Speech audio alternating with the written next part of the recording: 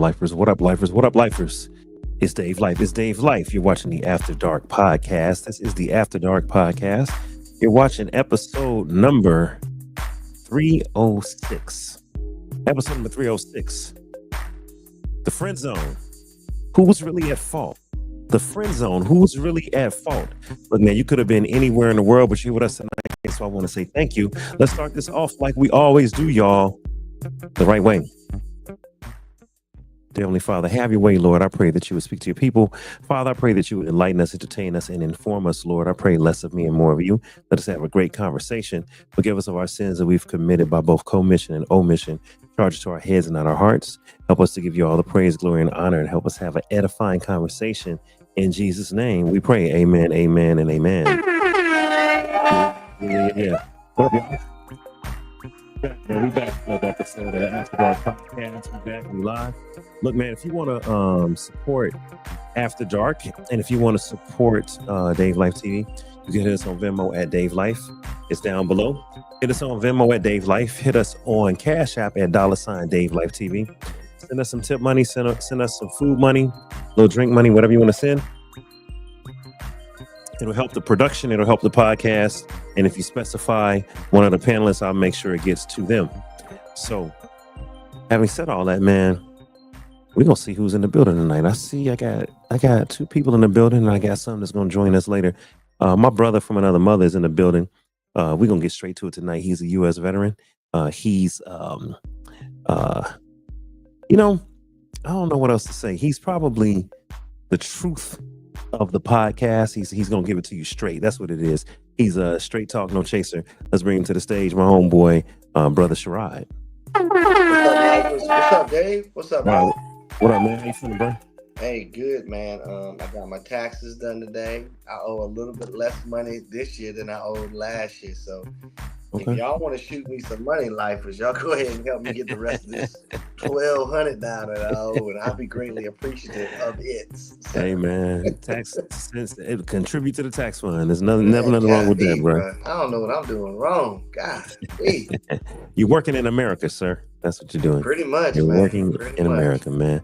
Hey, so the topic tonight, man, is the friend zone. The friend zone. Have you ever been in the friend zone? I have, man. Yeah, I've had women put me in a friend zone before. I'm not too proud to beg. I'll tell it. Okay. I've put women in the friend zone, like on Okay. purpose. Okay. Because I knew if it went anywhere other than the friend zone, dog, we was gonna be. Yeah, and I know one thing. I know some women that's their MO, to put you in a friend zone. Yeah. We're gonna get into all of that. We're gonna get into all of that. Hey, Yeah. speaking of women, my queen is in the building. We're not gonna keep her up too late tonight. Well, we might. Let's see if we can get a good hour and a half out of the show tonight. Come on to the stage, Queen Des. What's up, baby? What's up, Des? Hey. Miss Leslie in the building. How you doing, babe? Good. You good? You good? Mhm. Okay. The topic is the friend zone, babe. Do you know anything about that? You ever had somebody in the friend zone? You ever been in the friend zone? Yeah, I think so. I think both ways, maybe. Yeah. Yeah. Mhm. Oh, shit don't really matter. You don't recall. You think both ways. It's amazing. I think both ways. I Women think I've are heard. I amazing. don't know. She said, I I'm pretty I sure. don't even recall. It's like that emoji, like, I don't know. Right. Right. Who knows? The friend zone is a mystery to a married woman. I heard that. Right. Mhm. I ain't mad at it. So let me see who's on the gram tonight. Hey, shout out to everybody that's watching on Instagram. I see you. Let me see. I see you, Mexicali Music. What up, bro? We got a few people on YouTube tonight. Thank you, everybody that's watching on YouTube. If you're watching on Facebook or Twitter, come on over to YouTube, man. YouTube gives you a better experience. You can enjoy the show and see all the videos and everything clearly, and it's in full HD, 16:9. All right.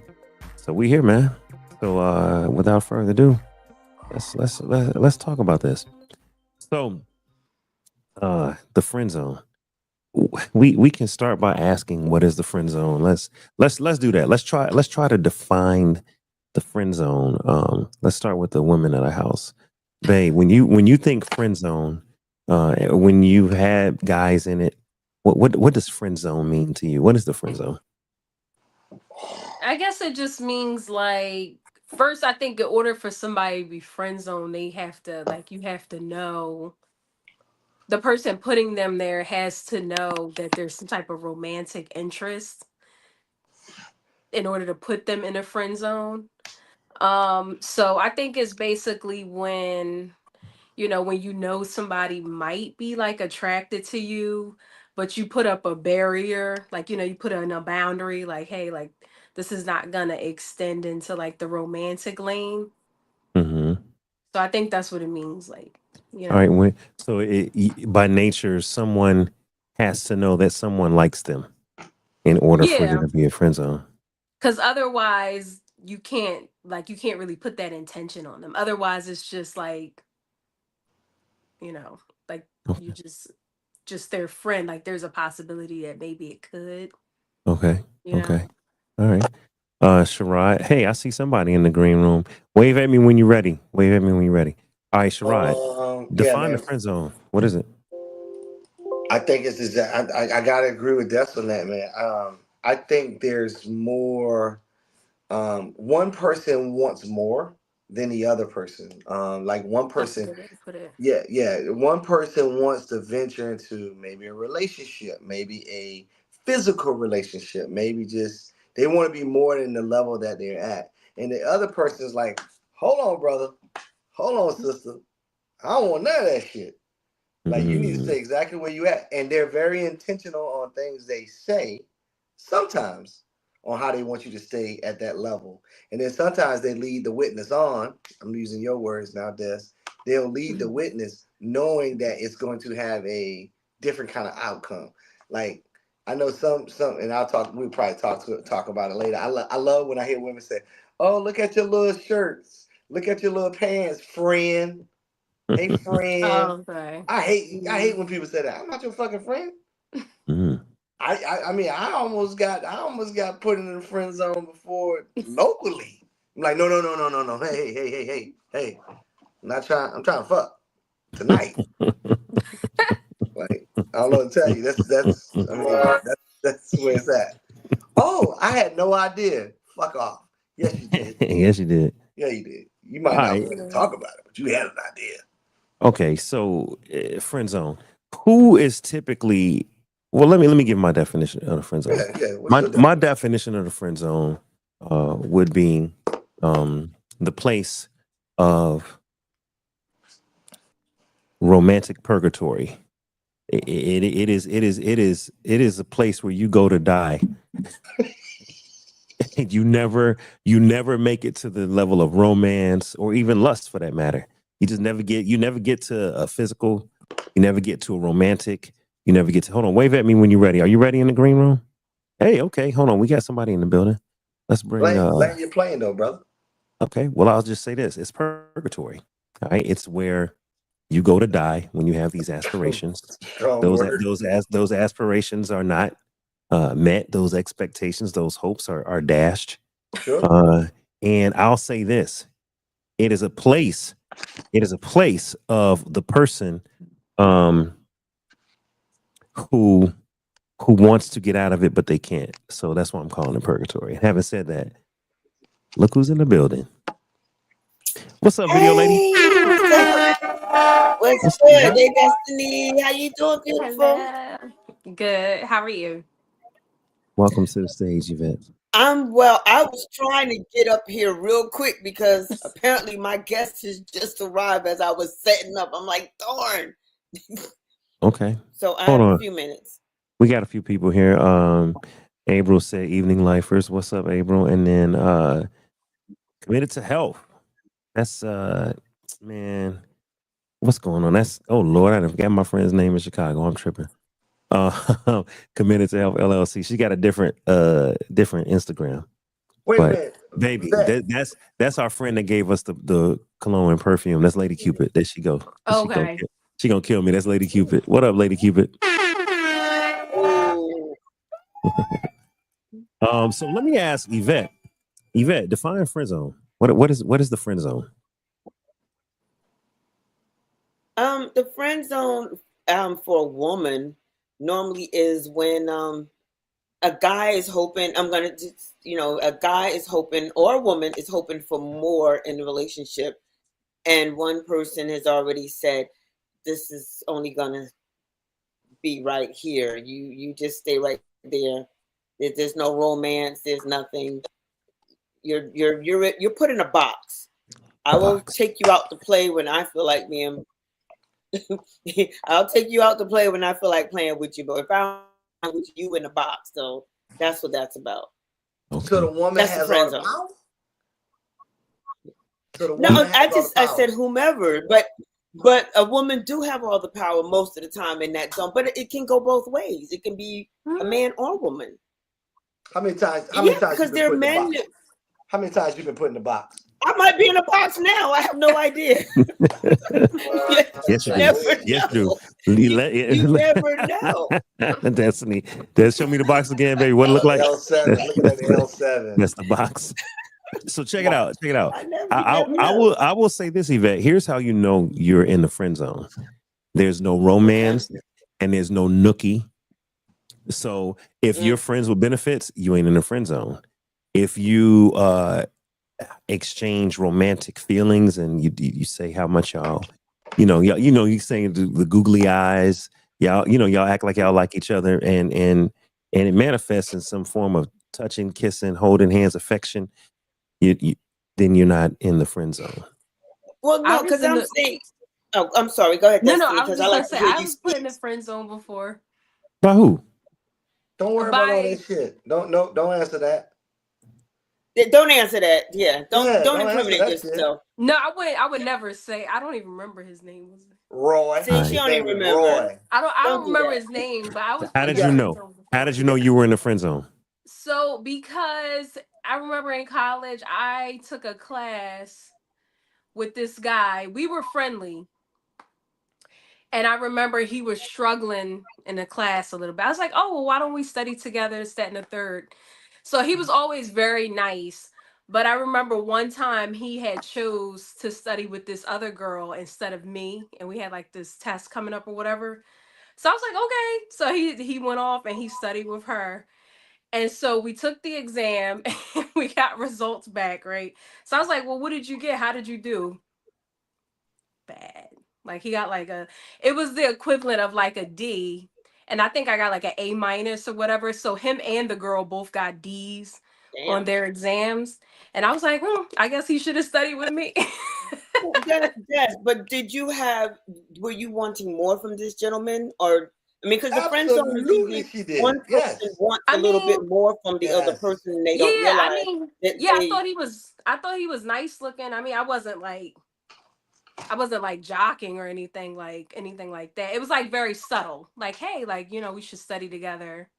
You were just being really nice and you didn't let him know that you had eyes for him, basically. No, I never was like, hey, I think so he didn't know. He probably thought it was mutual.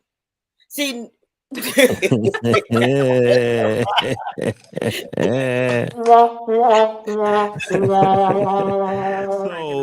so here's I'm pulling out attributes of the friend zone, right? What I'm hearing is I liked him. I kind of, I thought he was nice looking, but it was unexpressed. So unexpressed desires could put you in a friend zone, right? Well, so I'm glad you said that. Men are bad at, we talked about this the other night, about communicating effectively. Okay. So men will stay around and do all the things and damn near put themselves in the friend zone because they don't have sense enough to communicate it and they don't have sense enough to like express themselves, right? So not only will women put them, hey friend, you know how many times a vet didn't call somebody a friend to put them in a box? Why you calling me out? He picking on me, vet. Why you calling me? That has definitely called some Negroes friends. Hey, friend, but I have. That's your way of putting them in the box. Because that's what women do. Men don't do that. That ain't in our repertoire. But seriously, I don't put people. Well, no, I do put people in friend zone. But I communicate that. But a lot of times, because I can't control what you think. That's number one. I can't control what a person thinks. At the end of the day, you thought this was going somewhere. That's on you. Especially if I'm not even giving you vibes like it's going somewhere. That's on you. I can't control your thoughts. Right? You can't But another control thing, I the don't play with thoughts. people's feelings either. So I'm not going to let you, because I know a lot of women do that. You know, I have a lot of girlfriends that do that now. They'll let a guy, you know, pay for stuff for them, pay for their mortgage. You know, they call them sponsors. You Ooh, know, great word. sponsors. Great word. Yeah, Great word. exactly. They call them sponsors, but they pay their phone bills. You know, oh, sister can eat, knowing if he never gonna hit it. A sister can eat, but why would you? I don't like playing with nobody's feelings because I don't want my feelings played with. So Mm. I think when you start, because then, you know, when things go south and then you wonder why you're getting cussed out or sometimes even knocked upside the head, this person think that it was going to be more than what it really is. So that's on you. So I Okay. don't even play those games. So if you a friend to me, you know you a friend. You know Okay. what I'm saying? So I heard something. I'm telling people to join. So I'm gonna have to jump off because my company has arrived. he ain't in the friend zone. Is he in the friend He zone? might be. Ask him. He's a special friend. No, that's none of y'all business though. No. He know he ain't on the friend zone because it's goddamn 10:30 at night. He know exactly where he at. The question is, have you put him in the friend zone? Of course not. Oh, So there it is then. another criteria of the friend zone. Friends ain't popping up after hours, like after a certain amount of time, right? Your friend Correct. now, unless see, there's a quality of the friend zone we didn't talk about, and that is the I hope I can change their mind quality. That's The men. That's That what men happens. do. That right? happens. That's what Yes, I said. That's yes. a men trait. Okay. Men will buy And more women chicken too. Women do. dinners. Women do it a lot, Sharon. Women do it. Women think that they can make a man or a person that they want change. Because They're women like, are possessive. Women are possessive. Men are men. territorial. No. Men are territorial. Women are possessive. They want to control you and they want to control narratives. So therefore, they do certain things in order to control you. They're possessive.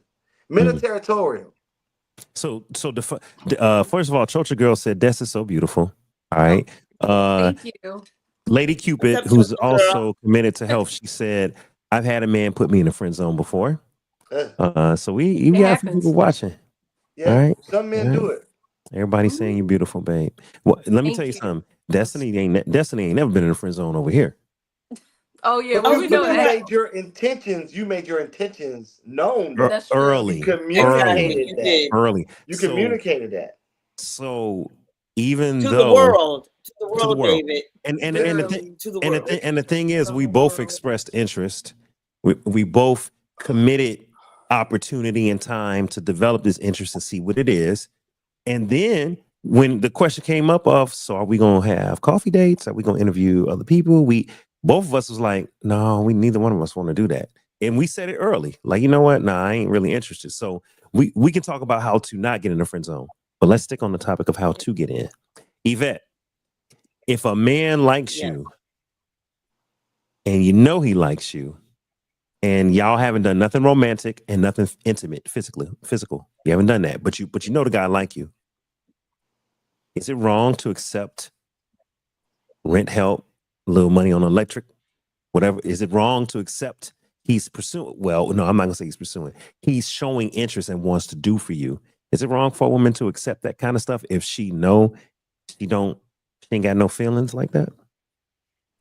I'm gonna speak for me. I personally don't, because I don't want to send the wrong message. That's probably my problem. I just had a conversation with my girl today, and she was like, "You got to let people know what you want." And I tend to not. I don't know. I was raised a little different. I don't ask people for stuff because I'm so independent. So I can pay my own bills. I mean, but I want my person to be able to help me if said needed. That's your person, but I'm talking about a guy that you That's ain't my interested in, right? You ain't gonna let no guy that you're not interested in pay your bills. I don't. I'll go out and have a meal and have a conversation, but I'm not going to ask you to pay my bills because later on expectations are going to be expected, and I'm not, if I know I'm not feeling you like that, my body is not part of the bargaining chip. It's just not. Okay. Chocha Girl That's said, just hey, me, though. Yvette with beautiful China doll eyes. She said you got China doll eyes. Thank you, Chocha Girl. Hey. All right. So, can yes. I, wait, you gonna ask me? Are you gonna ask me? Yes, baby. Well, yes, babe. What's So the question? the question was, should you accept gifts if somebody's in a friend zone? No, the question is, should you, before you even have established a friend zone, should you accept gifts from a man that likes you, that's showing interest, but you don't like him like that? I would say no. Like I would say don't accept like romantic gifts from a man that you're not really interested in. But if they're like, I guess it depends on the gift. Like if they're like worthless gifts, like little gestures, maybe depending on the situation, but definitely not any romantic gifts. But I wanted to answer this question for another reason. So remember we were talking before, Dave, about like how niceness is really like a safety feature for women. So remember I was working in Trenton. I had a case in Trenton. And this guy who was like a chef on the 6th floor of the court building, he was like, I work on the 6th floor. Like, you're so beautiful. And at the time we were engaged. And I told him that. And he was just like, well, make sure he know that he's lucky or something like that, whatever. So in that instance, I'm trying to make a point. So I say that to say, like, instead of me being like, F off, right? Like, F off, get away from my car. I kind of placated it like, oh, thank you so much. This, that, and the third. I'll let them know the second, third, because I'm by myself. You know what I mean? Like, so sometimes being nice or being accepting for women is a tool for safety. Yeah, I because agree people with crazy. You know what I'm saying? I agree with you, Des. Right. I'm gonna agree with you that because I'm a little nice sometimes too, but I don't think it's necessary to be nasty. See, I've seen girls be like, "Hell, you talking to me like you?" What is that? Pinocchio. What is? Why are you calling him Pinocchio? What'd you say? You were nice on time. What? You've been coming for Yvette's throat. Pause. You know what? He just be sitting there drawing. That's why your leg hurt. That's why your legs Right. You keep coming for me. That's why your leg hurt. Look at this. I'm late. I can't move. I know you can't. I can't move. Look at this shit, man. No, that's why you're talking junk and drawing pictures. Right. That's crazy. Like Is that your left leg? Is that your left leg that's busted up? Because there's something going on. My girl's is her left leg, and my boss at work, the owner of the company, wife's left leg is all busted up. You know what happened? They were in a friend zone. They tried to get out. That was it. somebody took a bat to it. No, I already said I gotta go. I'm gonna have to go. So you have to go, man. We can't even play the memes tonight. We was gonna get to the videos. Why don't you tell your friend? See, that's how you know he's not in the friend zone, because he's dictating time. Friend zones can't dictate time. Yes, they can. No, they can't. Not friend zones. Yes, they can. Nope. Let me tell you something. People that dictate time, they can be like, well, you know what? You're not gonna get all the benefits if you don't get off that podcast think with about that. It, though. That man. Friend zones do dictate time. That's how you keep people in the friend zone, because you're not allowing them to dictate your time. So I guess I meant the recipient don't dictate. It's the person that's got control of the friend zone. All right, you really got to go, Yvette. You got to bounce.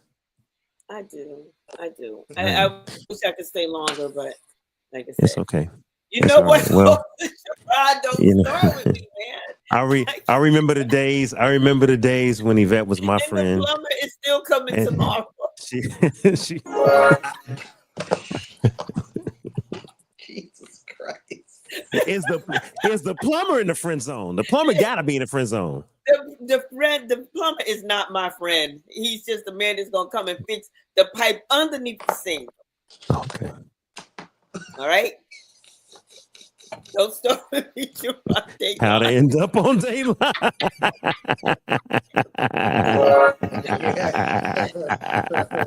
I'm sick of I you. end up I'm on out. daytime. You got to I go. am out. All right, Yvette. I'm All right, All right, sorry. Yvette, Yvette. be good We, though. I'll have to rewatch this later though. it's I'm sorry. okay. Hold on. Destiny is waving by. All right. Bye, Des.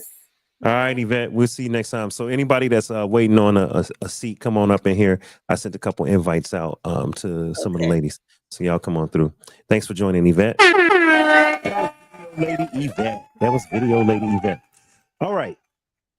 I want to get to one of the topics here, one of the sub points. Clips. One of the clips. How do you end up? It's not even how do you end up in the friend zone. Here's a video of a man that was in the friend zone, and he wanted to get out. Let me find it. Hold on. This is it. Hold up, y'all. Yes. Yes. All right. So I'm gonna play this video. And this was the one that really kicked off the topic tonight. When you're stuck in the friend zone. So this is an example of being stuck in the friend zone, and it's an animated video. I always love when they got good animated videos. They just hit Like the they just stick hit home. people. Like the stick people. Well, this one is a little. No, it's not the stick. They're hilarious, but this is I love them joints. Yeah, this one is fully not the stick people. So this is fully animated. Check this out. So here's a great example of the friend zone, and in this particular clip, the guy's in the friend zone. The woman has something going on, and he gets frustrated, and he's trying to get out. And watch what happens when he tries to get out. I can't wait to eat this Italian food we ordered. I know, it's gonna be so good. Oh, hold on, wait a second.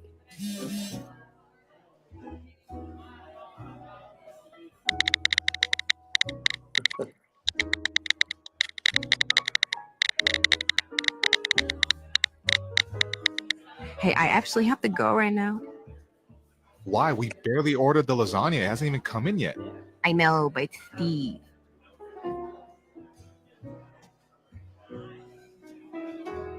You mean Steve, the guy you've been complaining to me about for the last 6 months about how he's not emotionally available, yet you keep hanging out with him every night and hooking up with him?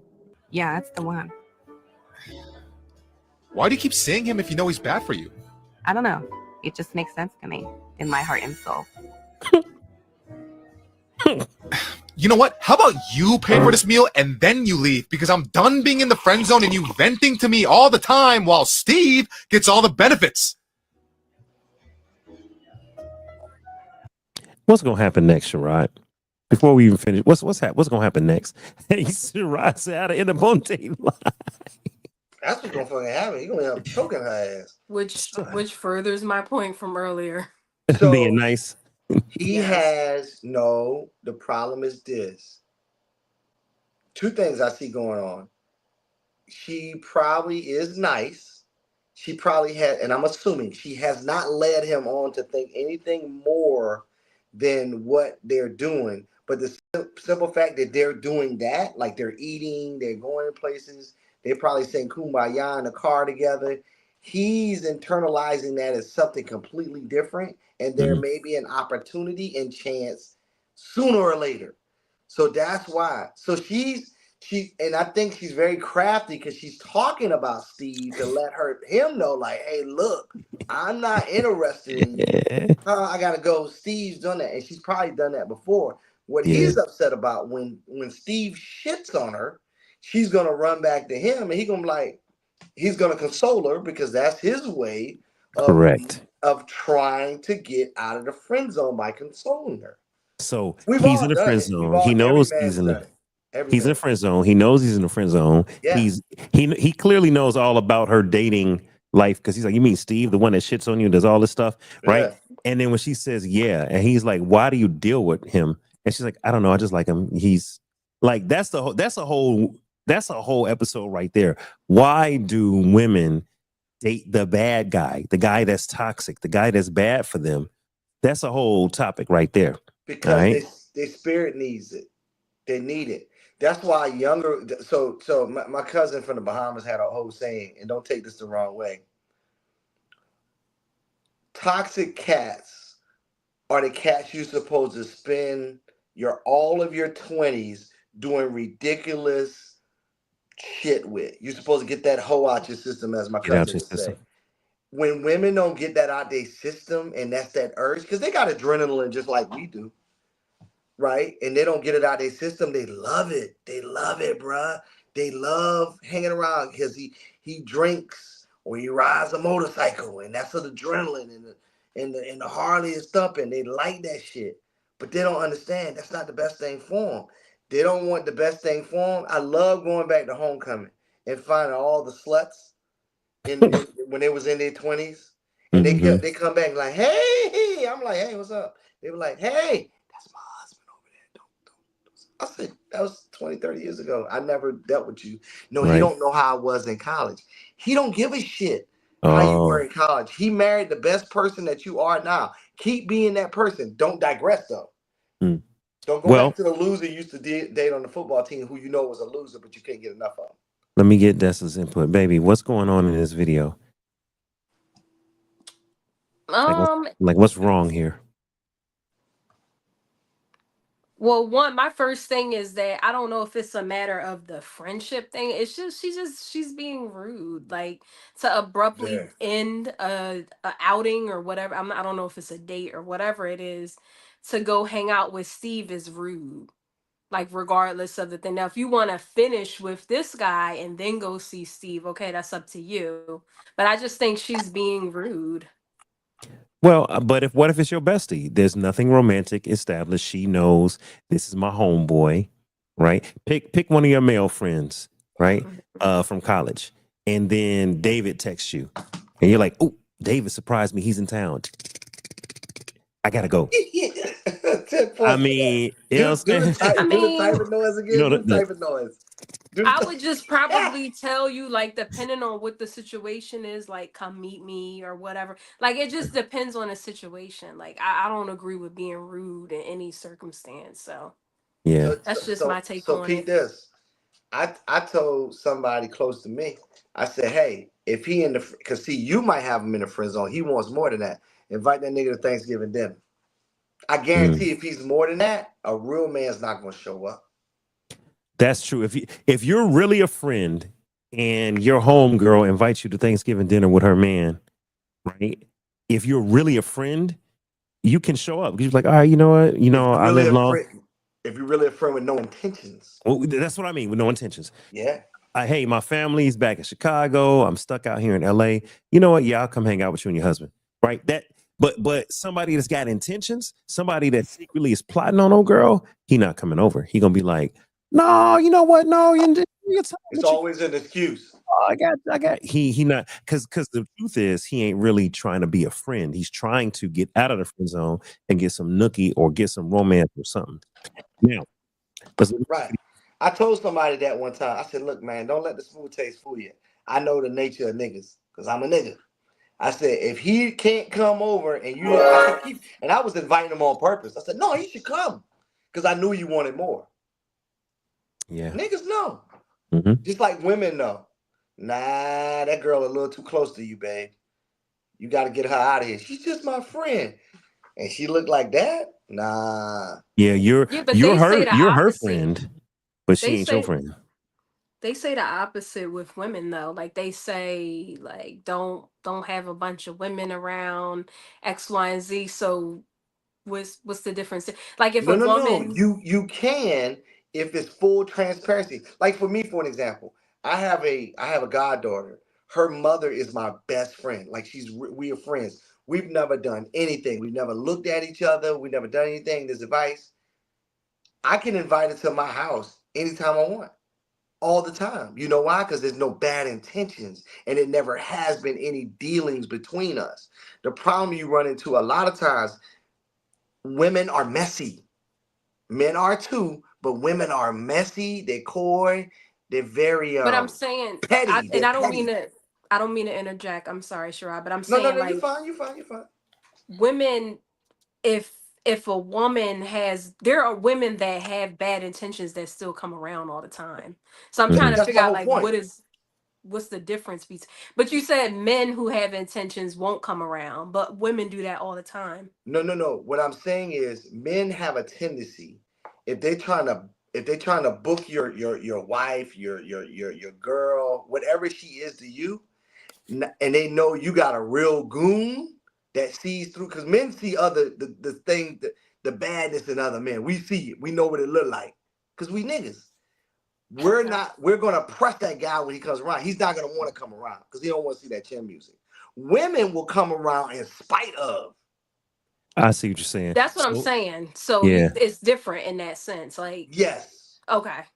Yeah. But I do feel like sometimes, and babe, we've had this conversation. Sometimes I feel like just to slow down, Tiger. Like sometimes I don't feel like it be all of that. And I always say, like, don't make it weird. Like it doesn't Wait. need to be weird. Meaning the guy don't have intentions, or Like, the woman yes, doesn't? like sometimes I feel like men could be overly critical of other men in that Okay. sense, right? Because they're territorial.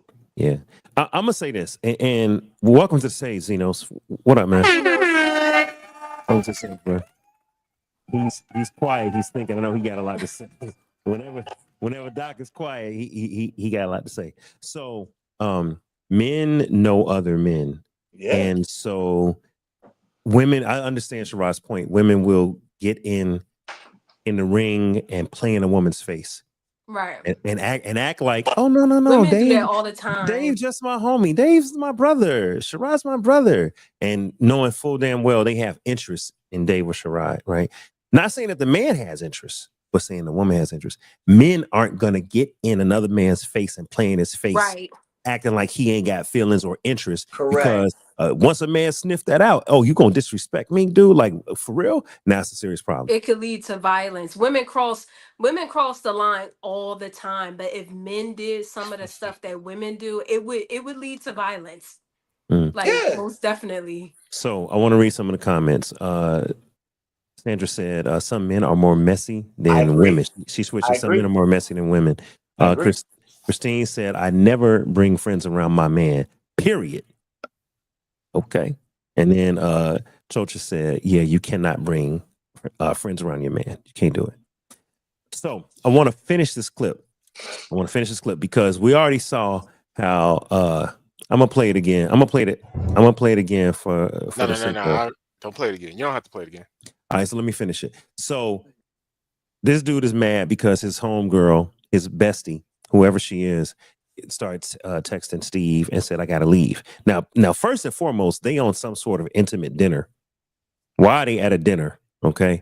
I see why this I see the homeboy, sun out. That looked like lunch to me. whatever it is, it's in a nice restaurant. No, And it's not. it's not. No, look, no, it's not. Look, listen to what they ordered. Ain't I nothing gotta- romantic about that shit. Okay. You know what? Then I'm gonna do this because I gotta see. Okay, I gotta hit it again. hit again. I can't wait to eat this Italian food we ordered. Italian food ain't a romantic dinner. Sure. Olive Garden, Nah, absolutely that's messy. not. That's messy. Your breath smelling like garlic? Nah, Right, eating bread. he ain't a Yeah. player. Let's keep Endless playing. salad. Nigga, that's Oh no, lunch. we're not saying he's a player. What I'm saying is he clearly has intentions. That's what I'm saying, Xenos. Because I ain't never take my homegirl to an Italian lunch. You An never Italian going to restaurant. Olive Garden doing lunch? Not with my homegirl. Not with Yeah. classical music playing. Oh. I haven't. Now hold on. Let's listen. I know it's gonna be so good.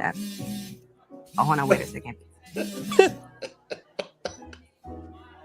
Look at the Like that's smirk. rude. See, look at this. The smirk for That's me. not rude, man. That's not It- rude. I can't. Bruh. I'm not gonna sit here and say that's rude It definitely Just play it, seems play like it. it's rude. because I got stuff to say. Play it. It's the smirk for me. Like Yeah. It's the sound. Yo, look at his face, yo. Homie is like, he's like, are you serious? Okay, she's not playing.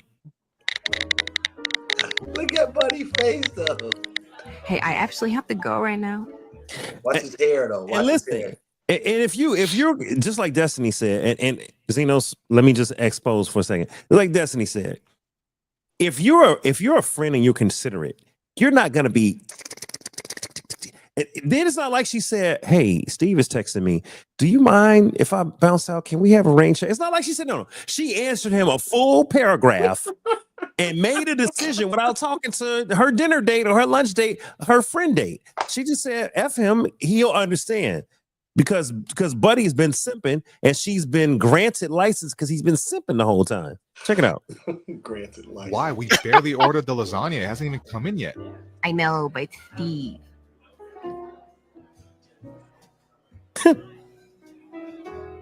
You mean Steve, the guy you've been complaining to me about for the last 6 months about how he's not emotionally Look at his available? You face. keep Look. hanging out with him every night and hooking up with him. Upset. Yeah, he's pissed. Upset. He's pissed because he has always wanted more, and she has been hanging out with him, somewhat dangling, affection and closeness and intimacy without sex, intimacy without romance. She's just, I'm close, you're my bestie. Oh my God, I love you, you're my bestie. She's doing all that dumb shit, and he's been entertaining it, and now he's pissed. Yeah, that's the one. Why do you keep seeing him if you know he's bad for you? I don't know. It just makes sense to me in my heart and soul. So you need to leave her alone. Look at Like, the tear. He Look does. at this. That's a That's sweat. That's sweat. Okay, he's sweating. He's pissed. Now he's really upset because of her lack of logic. It doesn't make sense. He gave her a clear reason why Steve is bad for her. And she's like, oh, it just feels good in my soul. I left him. she might be a little slow. You know what? No. How about you pay for this meal and then you leave? Because I'm done being in the friend zone and you venting to me all the time while Steve gets all the benefits.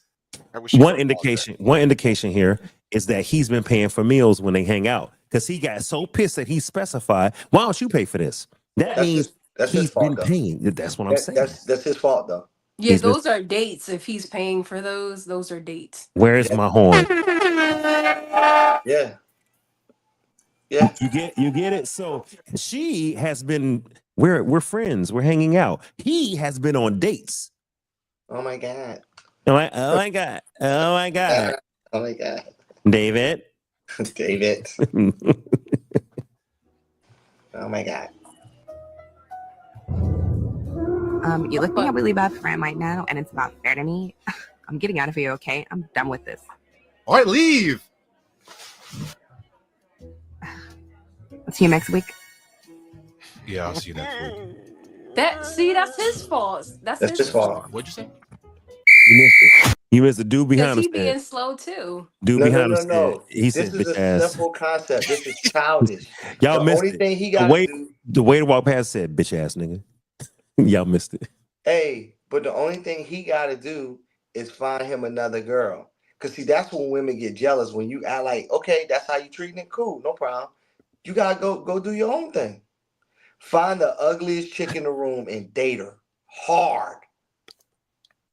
All that shit'll turn around. Trust me. So he's in the friend zone because he allows himself to be. Correct. Yeah. Correct. Yes, absolutely. Okay. Somebody said he's in love with her. Christine said he's in love with her, willing to wait. Committed to Health said he's a filler. Yeah, she's just, yeah. She's right.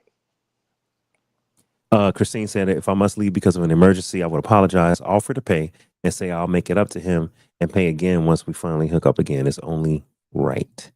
Christine, she ain't leaving because of no emergency. Pause She going to get some dick. I mean, how we ain't? Hey, pause it. No. I'm right here. Keep playing. I'm gonna tell you when to pause it. Okay. Let me know when to hit pause. I'm gonna tell you when to pause it. Because he already got mad. He's Okay. upset. That young man. Pause. is Pause. upset. Boom. Options. Yeah. You got options over here, and you worried about. Listen, man. Can I? I think my lighting is off in here, but this is the worst type of dude. This is the worst type of masculine ego gone wrong. Okay. Number one, the man never dictates the relationship. If the woman hasn't decided from jump that she's either interested in you or wants you, you can't pay, eat, dine, wine your way into her heart. That is correct. This man sat here saying we've been the one you've been talking to for 6 months. You've been waiting around for 6 months and hadn't found another date. You got 2 dimes over here watching you. You're not making a move over there for 6 months. You know why? Because the male ego believes this. The male ego believes I'm the prize and I'm the hunter. You can't be the prize and the hunter at the same time. Mm. So for him, he's a friend. You need to go find somebody else. You need to, and if you're going to be the type of friend that buys dinner, buy it. She owes you nothing. You can't sit here and act like I'm buying you lasagna, I'm buying you this classical music, and now you owe me. If she wants Steve, let her go get with Steve. You have to have enough self-esteem and wherewithal to know that there's other options for you on the table. But Zenos, you're forgetting the dating economy in 2025. What's that? You buy a girl lobster, she gonna give you coochie because it's transactional. That's the dating philosophy of a weak man. I agree, but this is probably what he's thinking. I can win her by whining and dining because all these transactional hoes I hear saying, "You gonna fly me to Dubai? You gonna take me to whatever restaurant, crustacean? You gonna Yeah, do this? You gonna do that?" Yeah, but history should have taught him that that's not the equation, There we go. because the 6 months, 6 like they've months. been going on these dates, 6 and months. that has not resulted in that. So what makes him think this time around is going to be different? 6 And months. this wasn't even lobster. This was risotto or whatever Yeah, it was. this was Olive Garden with stale bread and moldy cheese. Come on, man. Hold on now. Chicken noche soup. Chicken noche. Noche. See, Who's at 'cause fault? here's the- Who's at here's the fault deal. here? He's Who's at at fault here? He's a He fool. is. So she has no responsibility to let him out of the friend zone. So her accepting if he's simping and chasing her, she has no responsibility to say, "Hey, I'm your friend. I don't like you like that. You don't have to buy me anything. Nope. No more dinners." No. She's I absolved the guarantee responsibility. she's probably alluded to it, or she's told them. He's not listening.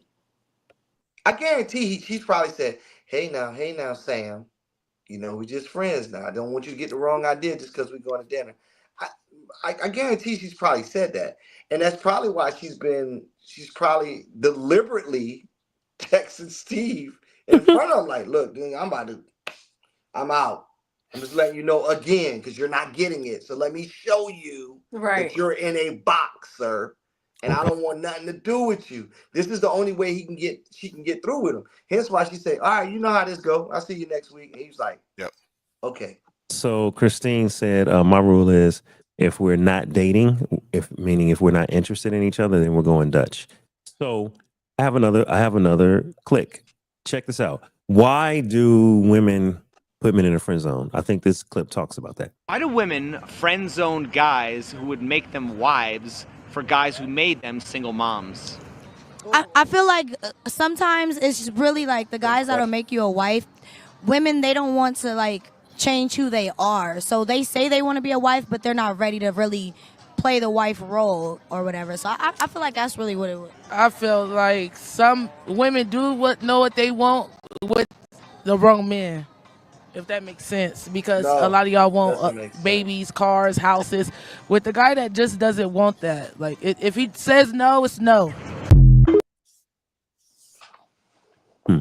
That was the best clip you could find. It was a clip.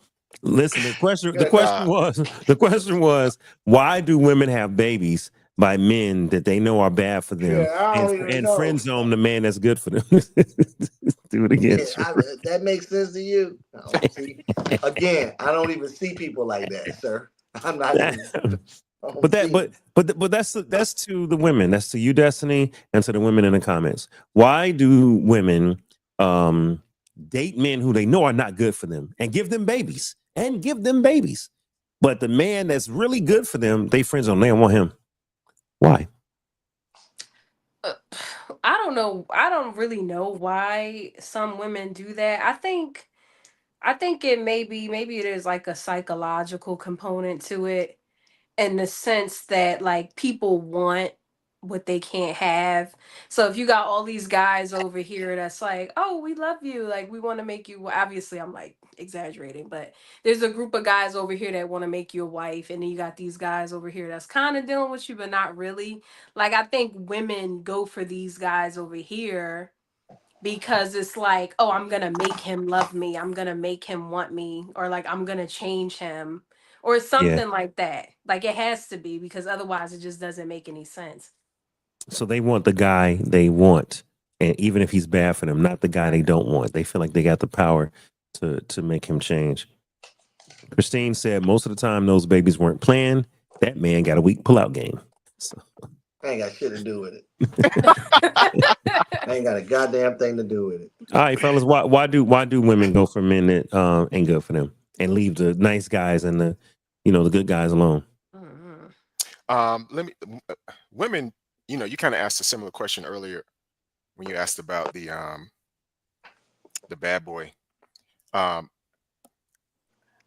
think women, and I'm speaking stereotypically here, I think women look for a man that has something different or unique, like some level of leadership, some level of drive and determination, and that can manifest itself as being a type of guy who's a bad boy in the sense that you're willing to break rules. Right now, breaking rules can be a trait of a leader, but sometimes breaking rules also indicates that you have no self-control, right? And so there may be some mixed wires here in trying to determine what the bad boy is really offering versus what he's offering in terms of stability. Then if they do revert to the guy that is marriage material, I think the guy that's marriage material is probably hunting in an area where he's not qualified to hunt. Same thing with your man in the video.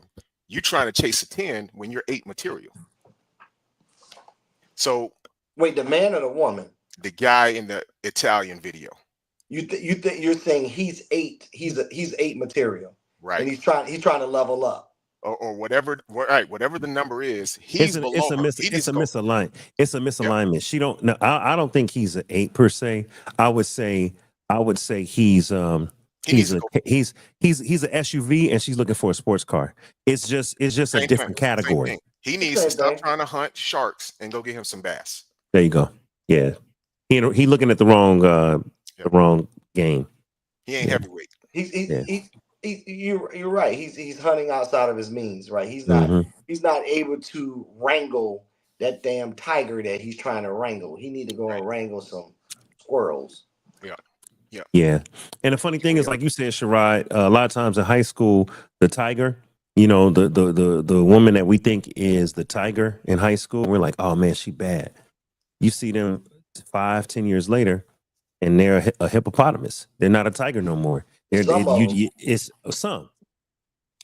But I'm saying when you peak in high school, it's downhill from there. But sometimes the people that are like the skinny nerd in high school, man, they fill out in college and after, or they fill out in business and they're like the guy, but it just took you a while to figure it out. But, so you could be hunting in the wrong pool for sure.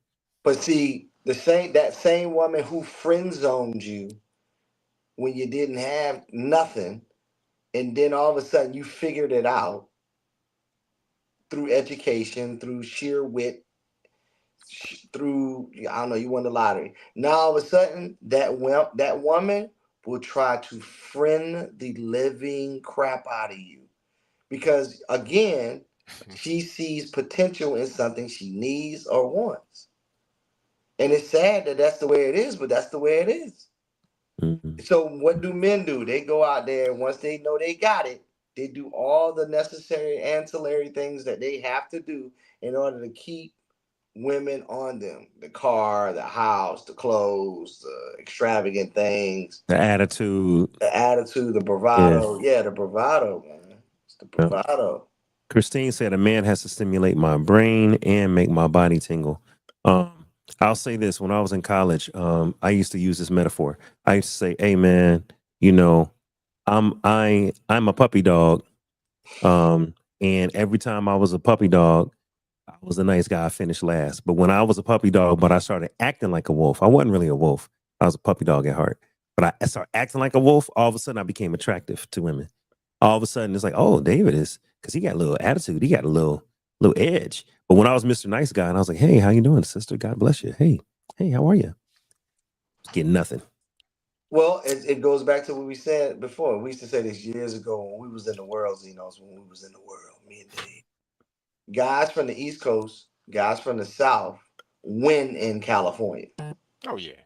No we doubt. win. We win in California. No doubt. And there's a fundamental reason why we win in California.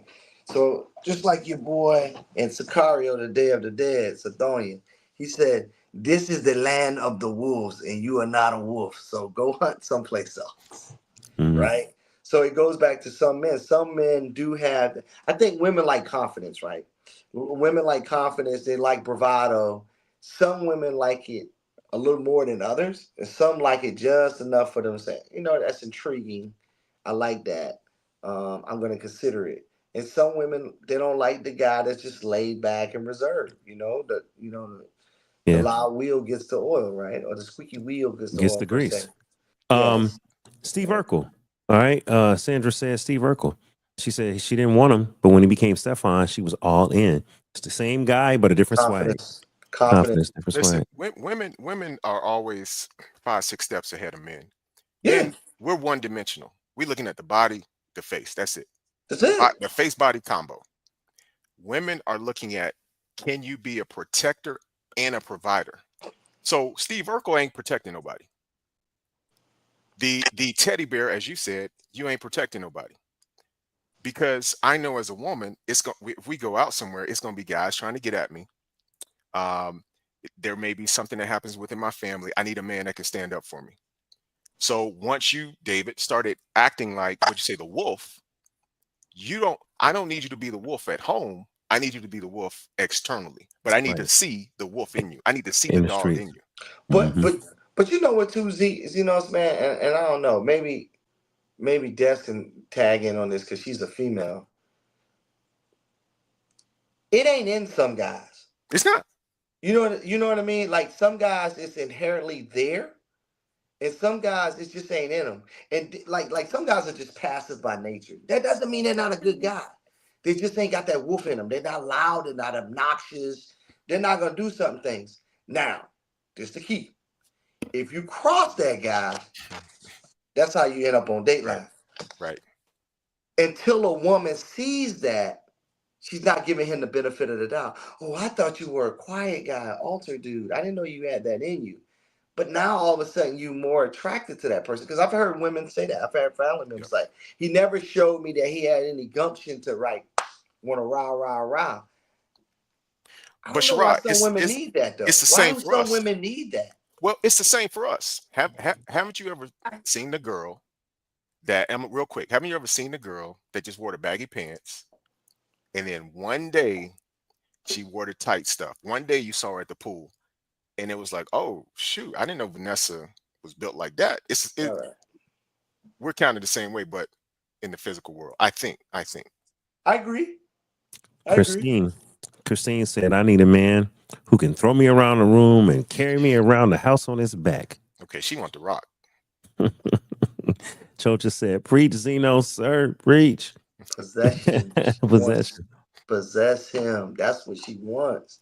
I think it depends on who the woman is, right? So I have a best friend who's also an attorney, and she's the breadwinner in her marriage. Her husband is probably one of the nicest guys that I've ever met. He's a phenomenal father. He's a good handyman. And hey, shout out my wedding partner. Right. Shout out to your wedding partner. And he's not like a wolf, like you guys would say, but he's very smart. He's very handy. He knows how to build things. So I think it just depends on the woman. I don't think every woman is looking for a wolf. I think some women who have their head screwed on straight are just looking for someone who they can work well with in life and build a life together, like someone who they partner well with. Yeah, some women are looking for that security, somebody partner well with. Soldier Girl said it could be because the bad boy has more time to spend, and a woman can't tell if the good guy is really marriage material. Satan has the world in a state of confusion. Okay, that's true. I mean, maybe the bad boy got more time. This clip right here always stuck out to me, and I can only play a few seconds of it. You got to decide whether you're a wolf or a sheep. Facts. A wolf or a sheep. You got to decide. Every man has to decide, are they a wolf or a sheep, y'all? That's true. And there's different types of men, right? Like there's alpha men, there's like beta men, and some other ones that I can't remember right now. But we need all of them. Alpha, like beta, all of Q. those, huh? What was the third one? Alpha, beta, and what? I would Q. Sigma. Yeah, like there's like, I know y'all know what I'm talking about. Like there's different types of men. If you're a wolf, Sigma. If you're a wolf, there's only one type. Sigma. Yeah. There's only one type of alpha. No, I agree, but That's what I'm saying. It's the same thing with he's metrosexual. No, he just shaves and washes his ass. He's not metrosexual. A man that grooms himself don't have to be metro anything. But some people try to classify men. Yo, you're either a wolf or a sheep. That's it. But that's true though. No. Guys, there's different types of men. Like I'm trying to explain, but I'm saying we need all of them to make the world go round. So everybody doesn't need to be an alpha. Like imagine if every man in this world was an alpha. You guys would never stop fighting. No, but Des, hear me out. In your world, in your mind, there's different types of wolves. In a man's mind, you're either a wolf or a sheep.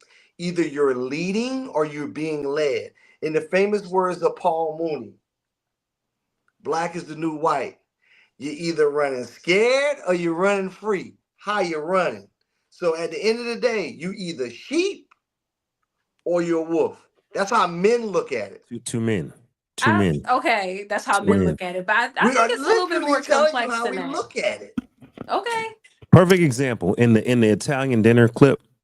He tried to buck up and act like a wolf. He was like, "You mean Stefan?" And he goes off about Steven. And then she was like, "Yeah, because I like him. I'm out of here. You need to pay for this." And then she's like this. So I'll see you next Tuesday. And what did he do? He caved and he was like, "Yeah, I see you." He's a sheep. He's a sheep. That's what we in mean. that scenario, because he might be a wolf with a woman. No, he ain't. He's a sheep. Period. See, I agree with that. How you do some things is how you do what I know. all things. I'm telling you what I know. Some things is how you do all things. He didn't mature. Now, we're not saying he can't evolve and become strong. We're not saying he can't evolve. I'm saying he might be a sheep with that one, the 10 or whatever y'all called her. But maybe I kind of go ahead. Land your plane, babe. Go, land your plane. Now I'm saying maybe with another type of woman, he could be a wolf. Maybe he's just a sheep because he's attracted to this woman. He's a sheep because his balls ain't dropped yet and he ain't matured and he don't have hair on his chest. She is gonna make him a wolf. He's gonna get his heart crushed. He's gonna get sick of chasing, and he's gonna see her go marry Steve and get fat and be physically abused. And he's gonna see all that, and then he's gonna say, "You know what, man? I'm tired of this. I'm not gonna be this nice guy no more. My balls are dropping," and he's gonna all of a sudden grow balls and become a wolf. He'll never be a sheep again. So yeah, he might be a sheep right now, but he won't be after this, unless he just want to be. I think there's truth on both sides, and I agree with Destiny to a certain extent. First of all, every man that says he's an alpha male is not an alpha male. Like, there you go. Alpha is one. Alpha is leader. So 20 alphas ain't hanging out together. Like, they might all think they alpha. It can't be true, because alpha is when you look in any community, lions, gorillas, wolves, there's always one alpha. Yes. But with that being said, that doesn't mean that there's not more alphas in that group. True. I'm saying all 20 ain't alphas.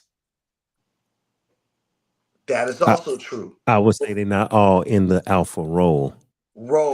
That doesn't mean that they will can't rise step to the up top. and be in it, though. Yeah, the cream will rise to the top, Well, and the toughest leader might lead that pack, but it don't mean you ain't got a bunch of leaders in that pack. Correct. Ready to take you down. Well, you don't have to be an alpha to take somebody down. You just have to be an assassin. Like you can be. Jesus Christ, Move. this is turning into the History Channel. Assassin. Let me just go. Yeah, let me land my plane, man. What Des said is true. You can be a situational alpha, a situational leader. And listen, I've gone to schools that were pretty diverse, right, growing up. And I've seen my black counterparts talk the alpha game, and as soon as we get into a white environment, they shut it down. If your alphaness can be turned off by the environment, I'm going to question if you're an alpha. We know Michael Jordan's an alpha, right? He was an alpha on the court. He's an alpha off the court. So the question is, a woman, the guy in the clip that you're talking about, David, he has a weakness for this lady. I don't think that means he's not an alpha because he has a weakness for her. I think he's not an alpha because he's, like I said, operating in the wrong hunting ground. I hear you. I just think his balls ain't dropped yet. They may not drop, but they may not. They may not. Okay. No, let's not go sports. Let's continue with the conversation because that's a whole show. So as Christine said, so as an alpha, a learned behavior. I think you can learn to be a leader. You could learn, but they're learned and born. Leaders are born and they're made every day. Circumstances make you the person that you are in some instances, and some people are just born leaders. Yep. I give you an example of a leader, and I say this from a social, like a social political standpoint. Tupac is a natural revolutionary. You don't have to tell Tupac to step up and be a revolutionary. If something is wrong, which Tupac we talking about? We talking about that effeminate clip, or we talking about the mask that he might have been wearing? Who we talking about, man? That man took a long sip. He took a long sip. Listen, we talking man, about the one. Now they're gonna claim Tupac was effeminate because he was 17. He was in a performing arts school, and the way he was talking sounded gay. When he could have had a sinus infection or whatever he was saying. Why a sinus infection? Why are we Rhinitis and cyanitis? Listen, man. But couldn't gay men also be alpha? They're still men. Yeah, they can be. They can be. This is my thing. How about this?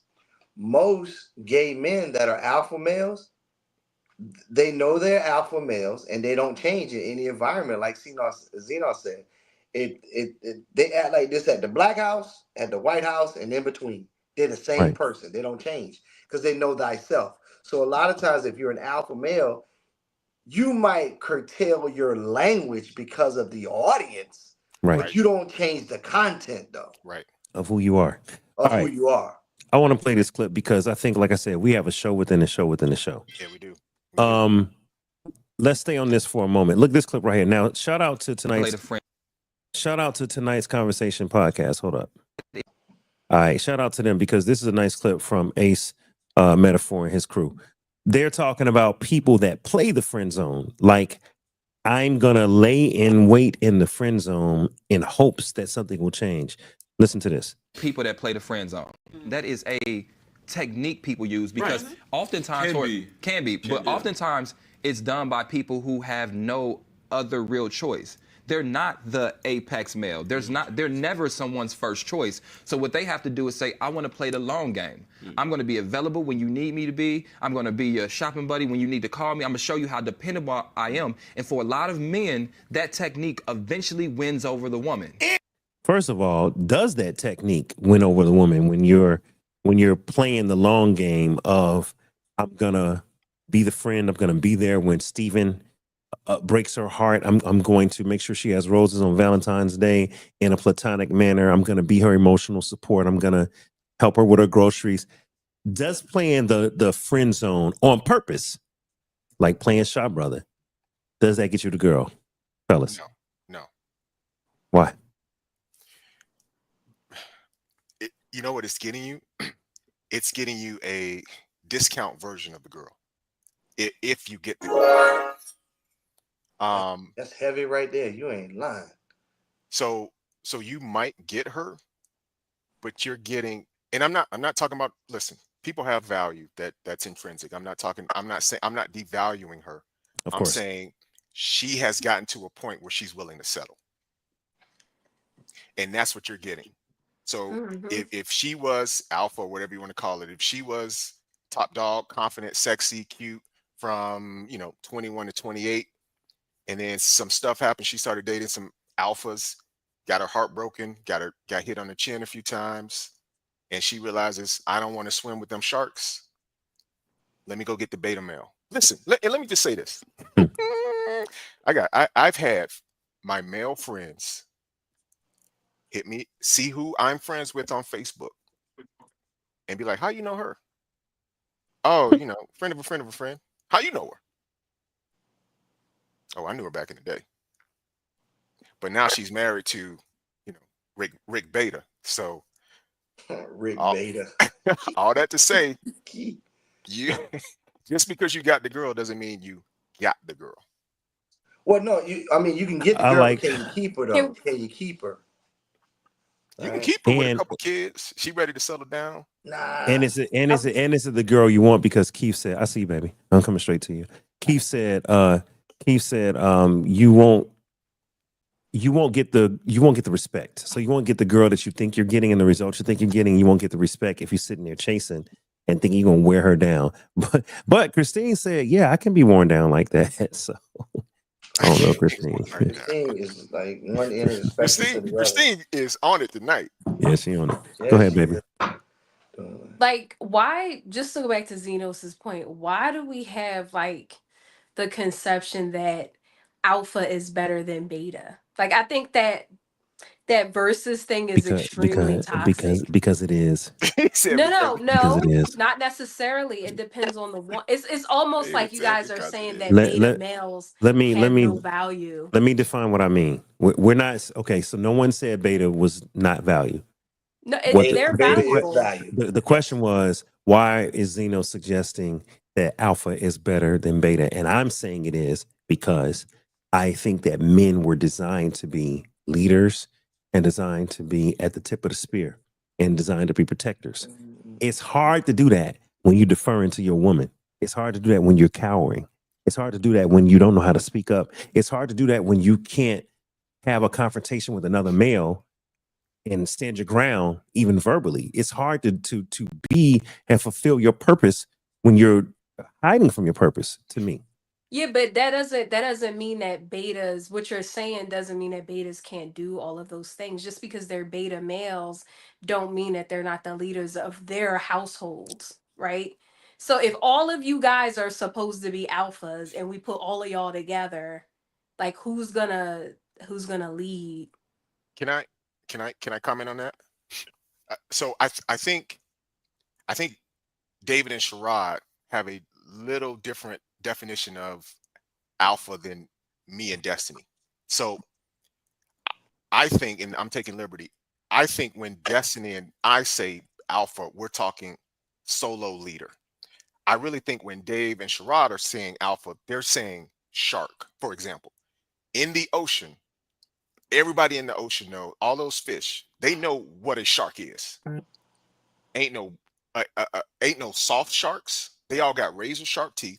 They all can hunt, they can swim fast, and they can take you out. So you can have 20 sharks. What David is saying to me, a man should have a level of sharpness in him. He doesn't become a guppy because there's a beautiful woman around. He doesn't become a guppy because there's a bigger shark. I'm still a shark, right? I agree.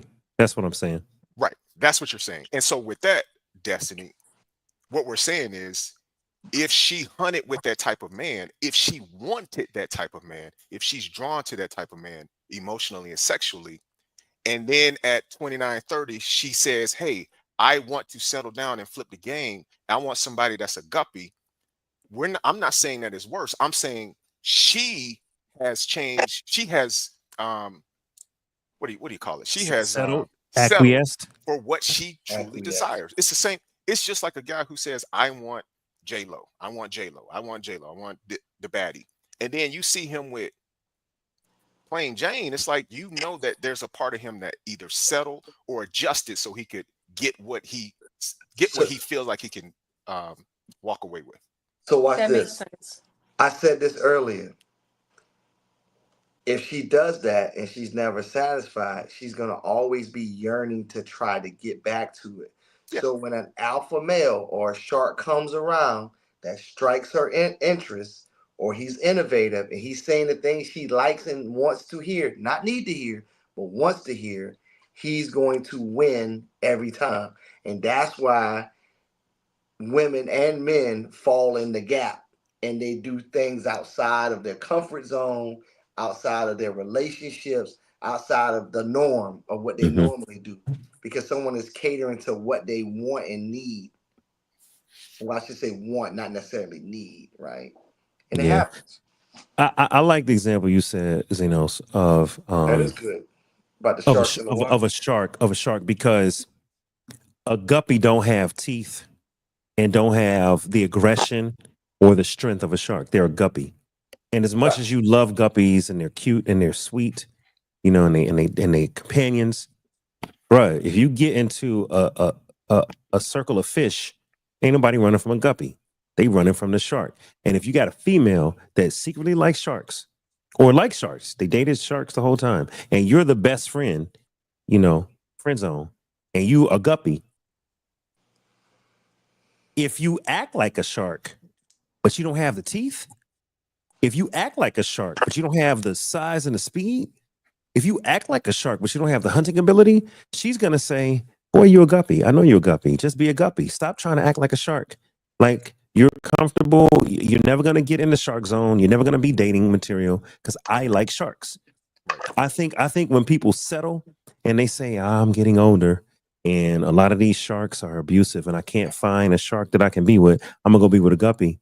The danger is, if you really still like sharks, you're not going to be happy with that guppy, because they'll never be a shark, and vice versa. If you really like guppies and you settle for a shark, you're never going to be happy, because you want that cute, cuddly companion guppy. You know what I'm saying? So that's I think that also goes. too. I think circumstances in life have made women and men go towards a guppy because it's a safe zone, right? It's a way to not have to worry, to mitigate risk and not have to worry about. That's good. You know what I'm saying? That you say, hey, you know what? My life can be a lot better, and I can mitigate this from a catastrophic to a low if I just go over here and shut the fuck up. Because I really don't want to be in catastrophic all the time, because there's too much that comes along with that. So let me go and marry the guppy. Let me go be with the guppy. But here's the problem, right? When a shark comes along that has guppy capabilities or guppy in him, when you find a person that's, I'm really a shark when I need to be, but I'm civilized, I know how to be a guppy, I know how to be a companion, I know how to chill. That's what I was saying about the whole like Stefan and Urkel thing. If it's in you to be a shark, then you're a shark. You just may be moving like a guppy because A, your balls ain't dropped yet and you ain't been forced to, or B, you just are a refined shark and you're like, you know what? I ain't gotta be a shark all the time. I can chill, I can relax, everything ain't all that serious. But I'm talking about a person there's no shark in them. You can't make that guppy be an alpha. You can't make that guppy be a shark. Right. You can, like, okay, so for an example, and I'm using you for an example. Do you consider yourself a shark or a guppy, Dave? I'm a shark. Okay, cool. When you met Destiny and you became serious about her, did you become a guppy or did you become a toned down version of a shark? Toned down version of a shark before I even met Destiny. Because look, I had shark in me when I was at Georgia Tech, Xenos, but I wasn't moving like that because I thought shark was evil. I thought shark and strong and strength might have been unrefined. So I said, nah, I'm going to kind of move like a guppy. I'm going to be a nice guy. I'm not going to do any shark stuff. I began to get. You're not lying. I'm sorry. You're not lying. You're mistaken. Listen, have you ever seen, what was that shark cartoon we used to watch growing up? Jabberjaw. Jabberjaw. Yeah. Remember, there was a scene where Jabberjaw dressed up in like a suit and had glasses. He couldn't do it. He couldn't do it. Listen, first of all, time out, Dave. A shark can't hide its stripes. You A cannot. tiger can't sneak around and people are like, hold on, man, that's a real nice kitty cat. So I know what you're saying, but you still move like a shark. You still moved as someone who was a leader, Yeah. wanted to be was headstrong That's and what knew what he Xenos. wanted to do. I met you after my sophomore year. My freshman year, I was moving like a guppy because I didn't want to be offensive and all that stuff. And I'll say this: tigers are cute when they're young. Sharks are somewhat manageable when they're young. When That's you the start to difference. mature, Youth. Yep. you were can't hide young. it. That's Right. what I mean. And when I began to Sherrod, when I began to get my heart broke, and when I began to feel like somebody stepping on me, or when I began to feel like they were reducing me, that's when I was like, hold on 1 second. I'm from the South Side of Chicago. I ain't no damn chump, and I'm not gonna let nobody step on me. Now, you give your life to God, you tone down some of those aggressive ways, right? You don't get tone it it. down. You just pick when it You needs to pick. be. You Pick your audiences. You pick That's your all. audiences. You go through a divorce and all hell breaks loose in your life, and you move to Los Angeles and you start meeting Django's like Sherrod and others. Then you like, dang it, I'm done being a guppy. I'm going back to I'm gonna be aggressive shark. And then people are like, you're rah-rah, you're row. Why are you so row? It's innately in you. It's who you are. It's lions, tigers, and fucking bears. Right. It's what you are. But Then guess you what, though? refine yourself and you say, I don't want the types of shark women out there that I'm around. So let me come on back and tone it down. Let me find me a good woman that I don't need to be a shark around. And then that's when you meet your wife and you're like, you know what? I ain't got to be a shark all the time. I ain't got to be aggressive. I ain't got to be rah, rah, rah. Do you think Destiny knows that you're a shark? Let's ask her. Dun-dun-dun. Oh Lord, why you putting me on the spot? I think so. You That wouldn't have wasn't married my. him. You wouldn't have married him if he was a guppy. No, I wouldn't. Well, it depends. I'm not like I've never been one of those women that's like, I need an alpha male. I need an alpha male. Like, like running around using that type of terminology. But I mean, I know that Dave was a leader. I know that he's confident. Was that Dave he is. past That he tense. is a leader. Was That he's a leader. confident. Don't let them trip you up, baby. Don't I let know, you, right? Stand your ground. You stand your ground. Yeah, I definitely think he is. I also think that he's learning like it's okay sometimes like not to be, It's like there's hard. a balance because there are alpha men that are like alpha men, but they still like listen to their wives, you know what I mean? Like they're still soft with their children, like that kind of thing. So I think it's a little bit more complex than like how we're stating it. Definitely. But yeah. Because the shark has to be outward facing. The guppy has to be inward facing. The teddy bear inward facing, the grizzly bear outward facing. And so when women see that, they're sometimes, I think women are looking for a man who can control that. I don't like the nice guy terminology. Okay. That is correct. But what happens with a lot of relationships is men like that can't turn it off. They only know one mode, and that is, I gotta yell, I gotta scream at home. When they need to keep that stuff to the court, keep that stuff to the office, keep that stuff to the club, but don't bring it home. But I've had to learn that too, though. Yeah. And life experiences teaches you that as well, right? But you're right. And I think I've learned that. So even in my own personal life, so I wouldn't be put into a box, right? Okay. So I wouldn't be put into a friend zone because I know the person I was trying to go for or go towards. I know a certain caliber of woman doesn't like that, right? Right.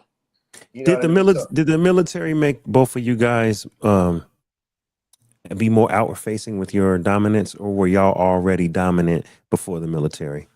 What do you mean? You gotta go deep. Alpha male, dominant, aggressive, assertive, resolute. Did the military help develop that and bring that out, or was that a trait you had prior to going to the military? You want me to go first, Xenos, or you? Go for it. And I'll tell you why. He's Air Force, mission completely different. Okay. I'm Army, mission completely different, right? I was already a natural. Okay, so I'll tell you what a cadre. Cadre is like a teacher, professor of military science. Told me in college. He said, Conyers, you can get people to do anything you want. I seen it. He said, you're a natural born leader. The problem is you have not crafted your talents for good. and that was true. Like I can, most times I can get people to do pretty much just about anything I need them to get done. He said, if you can learn how to motivate other people for good, like remember that cartoon. He said that's the trait of a great leader and a great officer. Remember that cartoon. He said, but you gotta learn it. Dudley Do Right. Remember Dudley Do Right? Yeah. Remember the villain Snidely Whiplash? That was you. Right. You was curling the mustache like they had a plan. I think what the military did was I was already a leader. It taught me how to be a better leader. And it taught me how to lead others, right? And convince them that they're doing the right thing for the right reasons. And it's deeper than that. It's a whole nother So show. it honed it in. Right. All right. So back to what Dez was saying. Alphas recognize other alphas, and Dave has been on guy trips with me, and he met some of my alpha male friends, and they all fucking alphas. I mean, they are alphas to the umpteenth degree. But we do acquiesce to each other because we've learned over time. We got one boy, we would never let him plan a trip. Ever plan a trip. Never. But that doesn't mean that he's not an alpha male. He's just not good with that swim lane. Right. The other swim lanes he's good at. We need to get the praise after hours. That's the guy you send because all us getting in free. So I think the military has taught me to look at things objectively with a 30,000-foot level and see what needs to get done and how to prioritize it and how to pull out the best things in different areas and places and people. And as an evolved alpha, you don't have to beat your chest and be like, I'm King Kong. As an evolved alpha, you could say, hey, you know what? He's better at that than I am. I'm gonna let him do that. I tell a friend, and out of respect, y'all, you don't have to establish dominance in a group of alphas. It's a respect level. It's like, you know what? I trust him. You know what? He cool. You know what? I ain't gotta take over. I can just kick back because it's competent people in the room that I trust, especially when they're your friends. You know what I'm saying? It's funny that you said that because I was just talking to one of my boys today about that same thing. And I often have a friend. I have a female friend, and I often tell a really good friend of mine. I tell all the time, you don't have to have a title to be in charge. She always thinks that she needs a title. Like, oh, I gotta be the VP. I say, I can get more done without being a VP or a president than you can, because it's about relationships and politics and understanding that. And I think as a good leader, as a good alpha male, that's one of the criteria you need to have in your tool belt. Know when to lead, know when to take a step back and let others lead. So a lot of times, like, you don't have to do the rah-rah shit. If you're good at being a shark is stealthy, they're strategic, they're long-range objective thinkers. They stalk. You don't have to do that. Now, some may call that conniving and deceptive and whatever you want, whatever adjective you want to use. But they understand, if just like lionesses, if I move too fast, we're not going to get a kill. If we work together, we can get more accomplished. And I think you learn that over time, right? And I think that's what women go for. They go for the guy who objectively thinks and can effectively communicate. Xenos, did the military refine or make you a leader, or were you already, or an alpha, or were you already born with that and it just got more refined? I don't know, man. I've thought about that this week, actually, because I've been at a meeting this week with military leaders or former military leaders. But I do want to touch on what Shiraz said before I answer that. The Army and Air Force are different. I mean, the Army is full of goons. Like, they listen, man. I've talked to colonels. You know, a colonel, like, you work with colonels. Colonels, the business. I'm the leader. I've talked to Army colonels talking about, yeah, man, I fought people at staff meetings. Yeah. Fisticuffs. Easy. Fisticuffs. Yeah. And I'm sitting here like, man, you ain't never seen no Air Force officer Not in the Air Force. swinging on nobody. So the Air Force is more about execution, lethality, stealth. It's a different type of movement. In fact, I would say part of that culture might have even toned me down a little bit. Whereas I think the Army, you can be a little bit more aggressive, rah, rah, rah, because the fight is face to face in the Army. You know, in the Air Force, it's like you're really just looking for your advantage to drop your load. Whereas the Army, you're going face to face. What would you consider Marine? Sandra said man, that. Marine is savage. That shit crazy. Yeah. Yeah. Yeah. Listen, let me tell a story. Let me tell a story about that. I was working at this joint command unit one time, and an Air Force lieutenant colonel told 2 Marine majors, "Hey majors, how about y'all go make some coffee for us?" The Marine major turned around and said, "Sir, how about I crack you over the head with that coffee pot?" And went back to work. And that was the end of it. And was dead ass serious. Serious. Yeah. Yeah. Different mission, man. Different mission. Yep. Hey, what about Navy SEALs? Keith Warlick said, what would y'all consider Navy SEALs? Well, I mean, when you get into special ops, it's a little different. But It's different, yeah. I mean, the Marines is basically just a special ops Yeah, well, branch. I can talk about that because similar. I was a tier 3 guy, so I can talk Go about for that. it. Go for it. Common sense rules today, man. Common sense rules today. When you start talking about your tier 1, tier 2, tier 3 guys, you're looking for a certain caliber of common sense, intelligence, intellect. Because you got to think, in the special ops world, everybody's a fucking alpha male. Right. Everybody can run till they die. Everybody can do push-ups till they die. Everybody can do that. But can you think past that?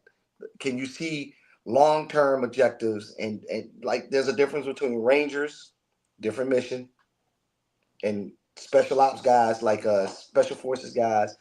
And I mean shit, Buzz is like what, 18 weeks? That shit is long as fuck. Can you endure though? Like what's the breaking point? Right. So these guys, they are picked at a younger age to cultivate into your senior leaders because it's a different mission, it's a different calling. I will tell you that I've seen some dumb operators and I've seen some really smart operators that you say one day that guy's gonna be in office running. Uh-oh. Yeah, Wi-Fi, Sherrod. He is gonna pop back in a second. I wanna pull, babe. You had something you wanted to say earlier. I saw you react. Oh yeah, I guess I was just gonna say this goes to like you guys' earlier points. Like there's different types of women too. Like there are alpha women. You know what I mean? Like you could see it when we get together. Like you could tell. Like so, I was wondering like, how does the alpha woman and the alpha male work well together? Well, I mean, if you ask me, that comes down to your morals and belief system, because, well, actually, it depends.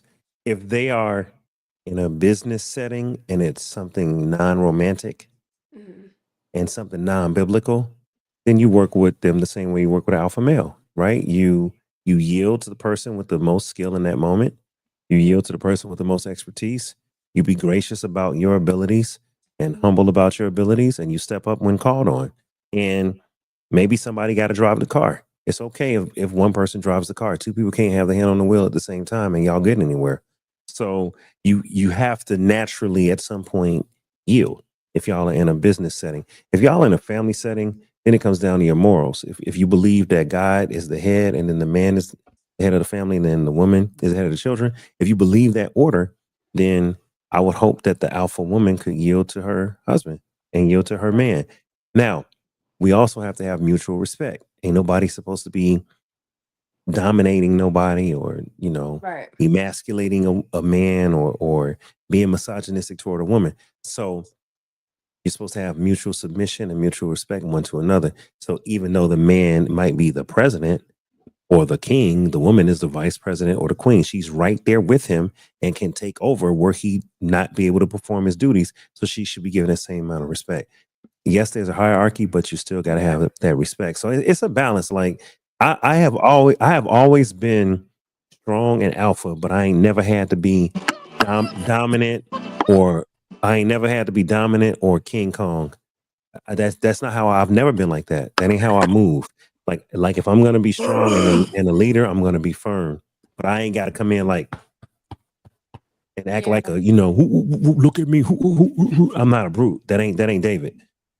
Nah. And I'm trying to think like how like it, sometimes I think that I know I'm early on in practice, but I think sometimes I need to tap into more of like the alpha male, not the alpha male, the alphaness. Because just being in a occupation, like a career where there's a lot of men, like in a male dominated setting. Like, Yeah. how can I tap into more of that? Because I don't feel like I'm that way, but I feel like Competence. it might be necessary for me to be that way for work. Competence. Lean on your competence. You're competent. You deserve to be there. You're smart. You're intelligent. You work hard. You got the degree. Competence. And Right. then this is something you can probably learn just from me being married to your husband. Just grow some.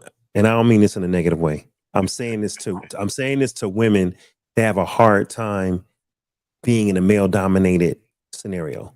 You got to grow balls. Like you can't be so deferential to any woman when you're in a field of sharks. When you're in a field of sharks, like we watch Special Forces, babe, that TV show. Kyla Pratt was very soft, but I work in that environment. But old boy's ex, what's her name? The girl that won, what's her name? Kayla moved like a shark. Kelsey's girl, right? Kelsey's ex girl. She moved like a shark. Yeah, Now I'm not saying that she wasn't a woman and she wasn't feminine, because clearly she was, but she had that grit of, I'm not gonna give up. I will die before I quit. Whereas Kyla was like, I don't know if I want this. Kayla lasted a long time though. Kyla Pratt lasted a long time, but she still had that, I don't know if I could do this. But the other, young lady, she had, I'm going to do this or I'm going to die. It's just it's grit. So that before I got cut off, my phone died, and I'm sorry. Yeah. And I'm gonna go back to Destiny real quick too, because there's a point I want to make about Dave. That's what they're looking for at that level: that grit, that intestinal fortitude, that willingness and ableness to forge through the gap when there ain't no gap, and then to forge through the gap when all odds are against you. Are you willing to still go forward, right? They're looking for that person, because that's the person that's trainable. But what that environment also taught me, because I was high speed, low drag kind of cat. That environment taught me to do this: take a step back, halt, stop, and listen, observe, understand the complexity of what's going on, how you're going to mitigate it. Just like the 5 phases of a process or of a program, right? What are we really trying to do here, right? Like, what are we really trying to do? Let's discover where we're at, what goes into that. So it really taught you how to mitigate risk and get the best case scenario possible. I went through a transition about 6 years ago, and Dave was there when I went through this transition. I'm talking about personal stuff now, Destiny. And when I went through this, Dave said the exact same thing to me then that he's telling you now. If that alpha is not in you, or is dormant and it needs to be ignited, what do you lean on? And I can remember Dave telling me 1 o'clock in the morning, 2 o'clock in the morning, hey, you're supposed to have this job. You're supposed to be here. There are no such things as coincidences. And and a person who fairly is confident about everything I do, I had some doubts. I had some reservations, because I had been on, and I'm preaching and I'm giving you a testimony. I had been on the bench for a couple of years, but I had all the tools in the bag to get off the bench. It just wasn't my time to get off the bench. And I think sometimes you need people in your corner to say, hey, you might not think you got it. I see it. Other people doesn't see it. So illuminate the things that you got, right? I want to jump in because I remember that conversation now as you mentioned it. I was at a point where I had been in the workforce and in the field nonstop from the time I graduated Georgia Tech. I never had a day off. So when you're on the bench for a period of time, you're like, damn, man, can I really get back in this corporate game? Like, and then it was a particular field, project management, that I'm an expert in. So I was like, yo, Shirai, you could do this. What are you talking about? It's people with jobs in this field that are nowhere near as strategic and competent as you are. I was like, dude, you have it. All you need is a primer on some of the terms and terminology and just get up to speed. That's all you need. So what did we do? We sat up all night before that interview and we worked on everything. We said everything, got you the terminology. You know what I'm saying? And it might have been a week prior because you had a little time, I remember. And you aced it and you got it, and the rest is history. But I saw it, and if I wasn't Destiny, if I wasn't if I was stuck on stupid and I thought I was that nigga, I might not have said nothing. I mean, oh man, you be all right, and left him out in the cold. But no, I stayed up with him, and I said, nope, here's what you need. Let me give you the blueprint. I know that job. Here's what they're gonna ask you. Here's the formulas you got to remember. Here's the stuff you got to refresh your mind on. And he was straight, because I don't have an ego when it comes to helping my friends. I don't. And see, some people think the alpha trait. We're going to get back to the friend zone. I know some people might say, oh, they're not talking about friend zone. Yes, we are. You might think that a non-aggressive trait is bad, or a humble trait is bad. But actually, humility and submission, some of the best leaders are servant leaders. They teach you from having served. They you know what I'm saying? Well, I think that's the key, right? And that goes back to what we were saying. You don't have to be rah, rah, rah all the time because you're a shark. You can lead in different ways. Just like you don't need a title. But I think women need to see that. It's in there. Because that's what they want to lead them. And if not, they put you in the friend zone. They innately do it without even You put yourself in the friend zone, Shirai. You put yourself in the friend zone. You do because you're trying to be a nice guy. Nice guys finish last. There you go. Yeah, nice guys and this is what I learned in college, y'all. This is what I learned in college. Being a nice guy will make you finish last because you're afraid to break some eggs. You're afraid to step up. You're afraid to be seen as someone with an edge or an attitude, and you'll finish last. But having morals, having humility, being at peace with yourself don't mean you have to be a doormat. See, I would call myself, I'm not a nice guy, but I'm a gentleman. Nice guy is I'm scared. Oh man, I'm scared if I tell a girl I like her, she may not ever be my friend again. A gentleman and someone who knows himself is like, no, I like this lady, and I'm gonna tell her I like her. And if she don't want me, and now we can't be friends because there's no interest, okay, then I'll find the next woman. I don't need no new friends.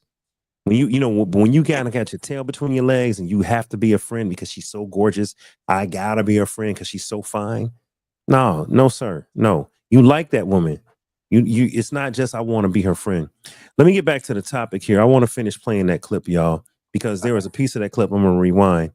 I gotta go. You gonna bounce? Tap right now? Yeah. Okay.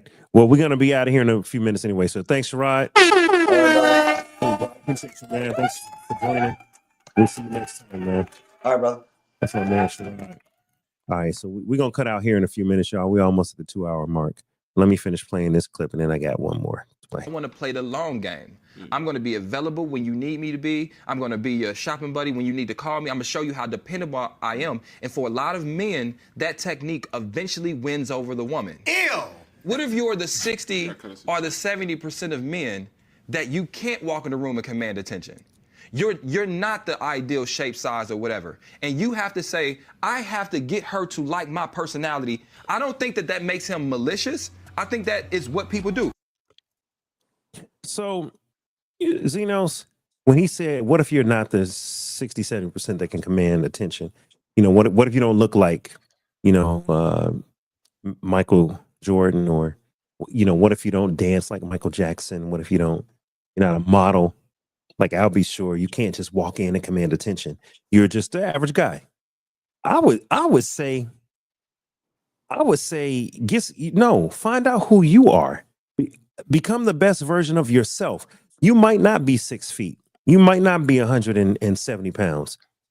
You might not be the best athlete, but become the best version of yourself and walk in confident with the swag of who you are. I don't believe in toning yourself down because you think you don't compete with the athletes or the models.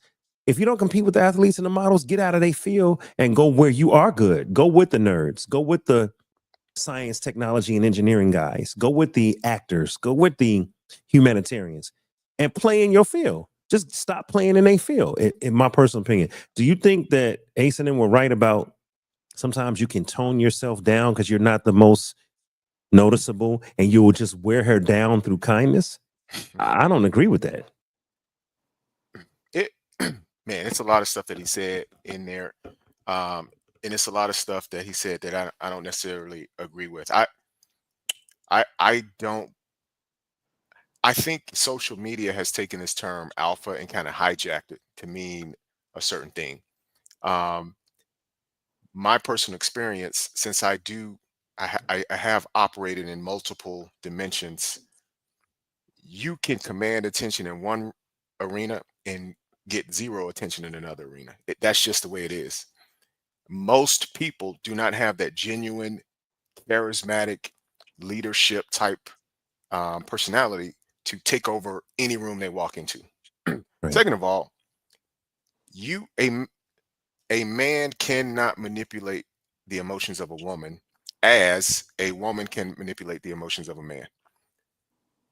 We don't have that ability. If a woman has put you in the friend zone or said, I'm not feeling you, and she spent enough time around you to know your personality, you can't fight, claw, scratch your way out the friend zone.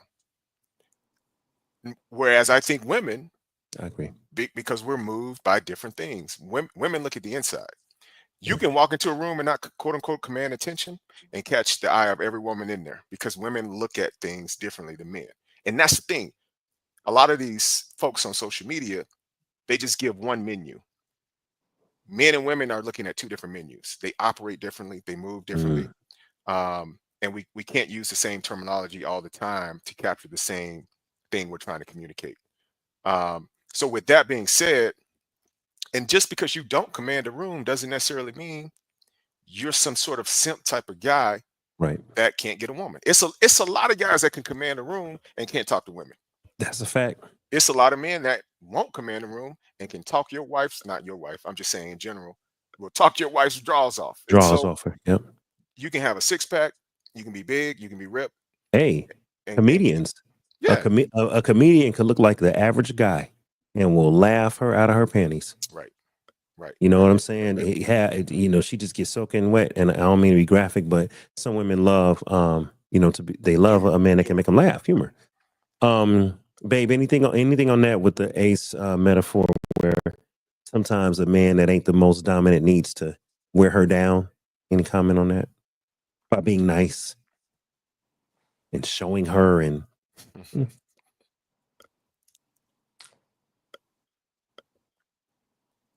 I mean,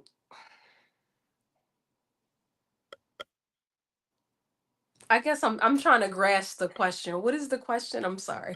The question is, and you don't have to comment unless you just want to, but the question is, how do you feel about a man wearing a woman down because he's so nice and consistent? She's not necessarily interested, but he's just Mr. Consistent. He's always there for her birthdays and there for a shoulder to cry on, and he's there. He's a great friend.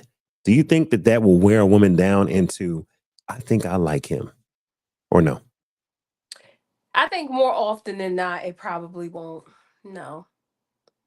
Because if she's not interested, then I don't know if any amount of that will make her interested, just like Zeno just said. So that would be my Right. answer.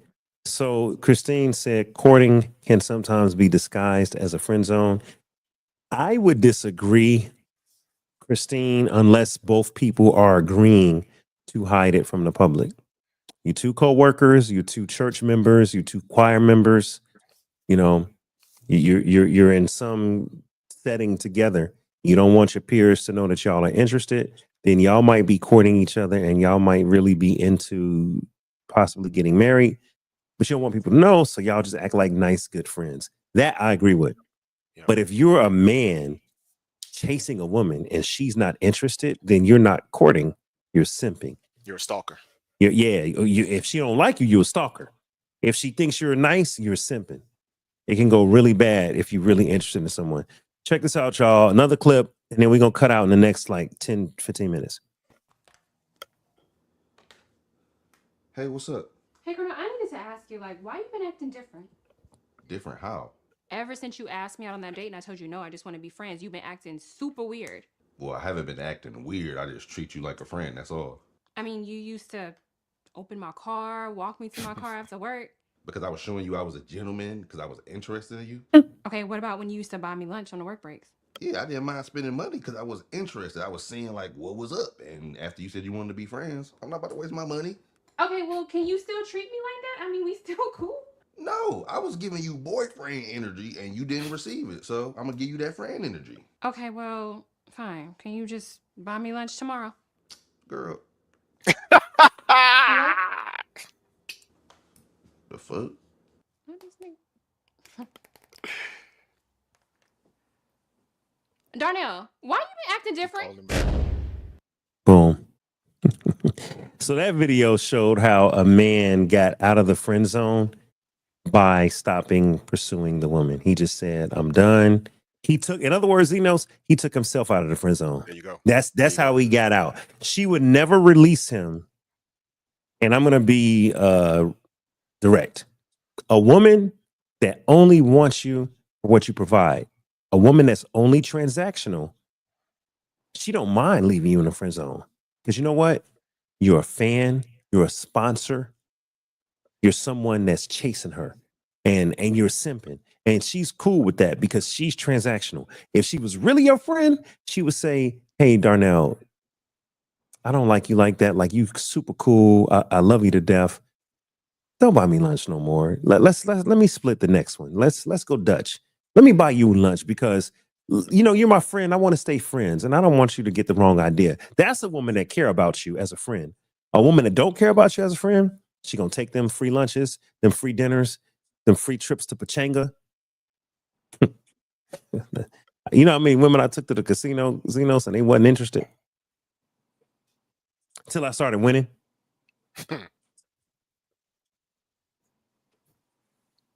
Anyway, baby, I'm not the nice guy no more. I was. I'm not no more. They're not taking advantage of me. And that's why you won, Destiny, because you weren't taking advantage of me. Yes, Robin. I gotta say this right now. What's up? Shout out to Robin and Lawrence.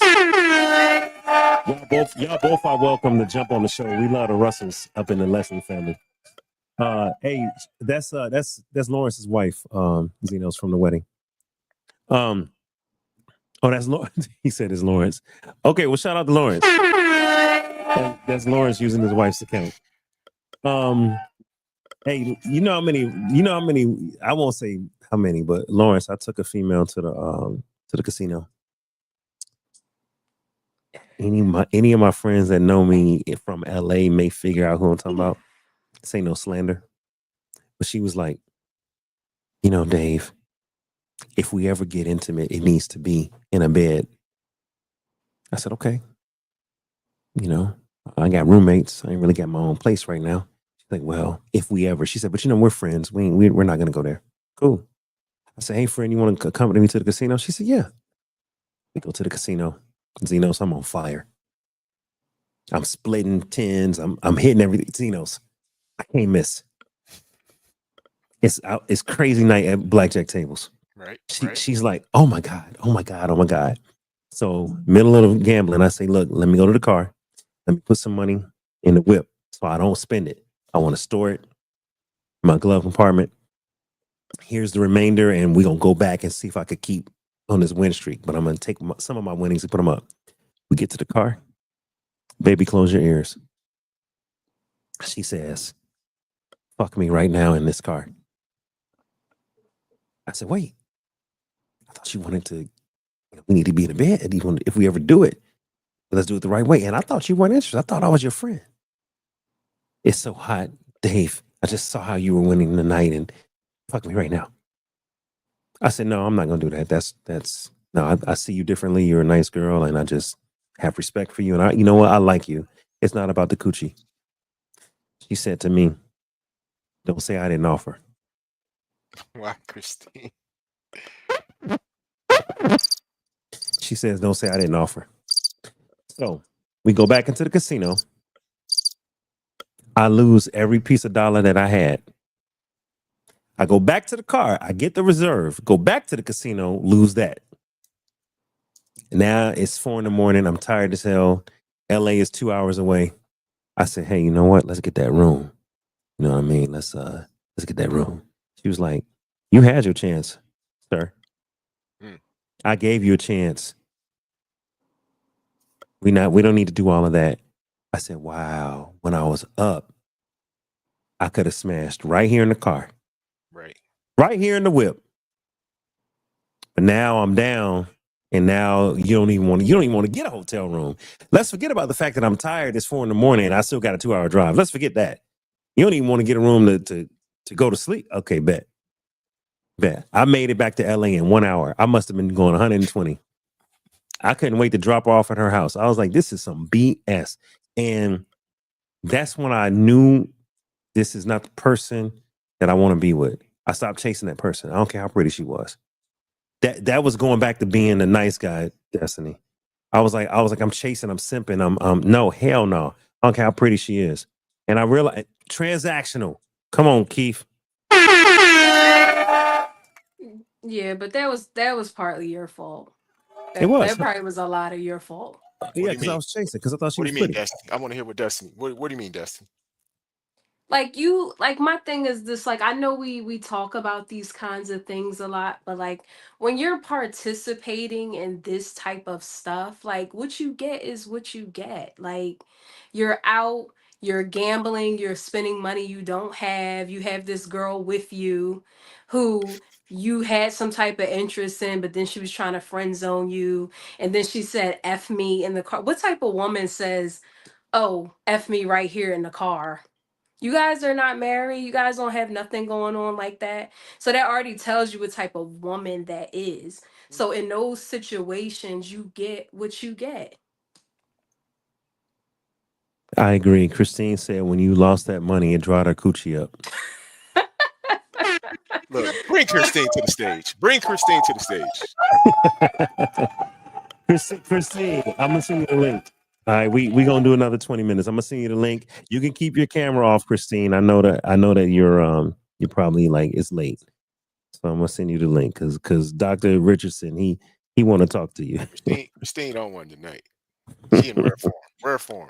Zeno, so I think she was right. I think Destiny is right. I did it to myself. I chased someone because I thought they were gorgeous, and I thought maybe by wearing them down and being friendly and being nice and being the gentleman and showing them how good of a man I am, that they'll say, you know what, Dave is a good man.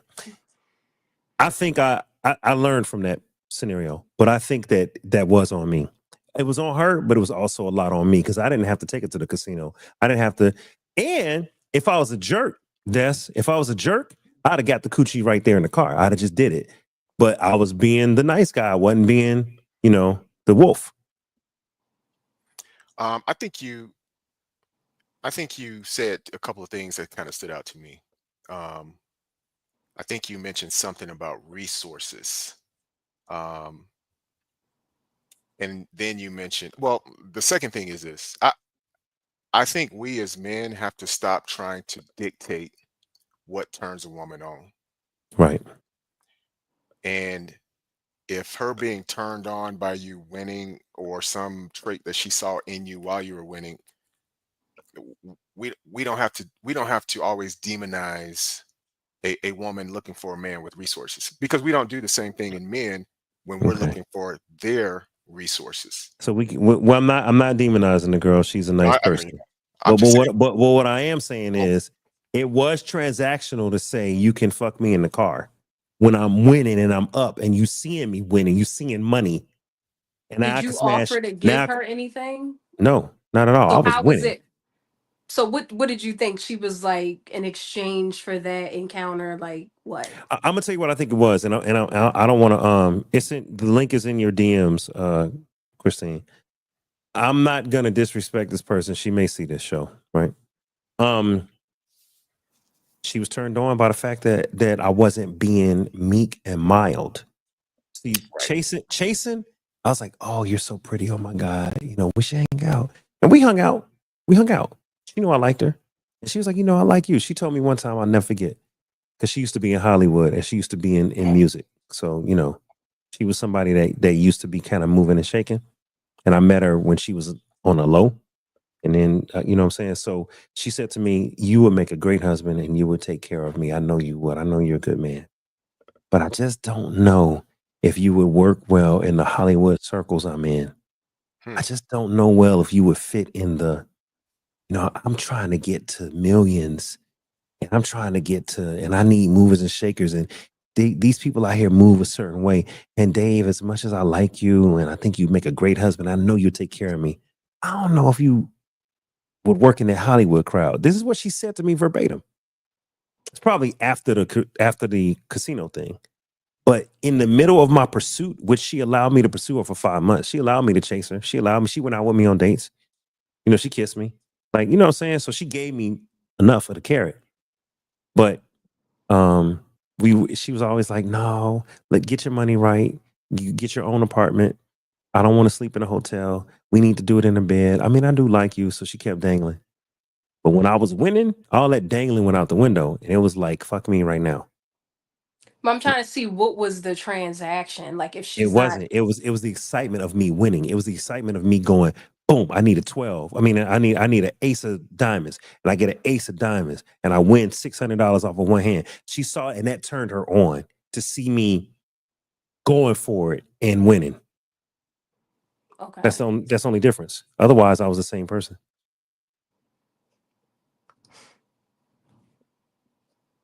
Doc, Xenos, I got Panama Princess. That's Christine.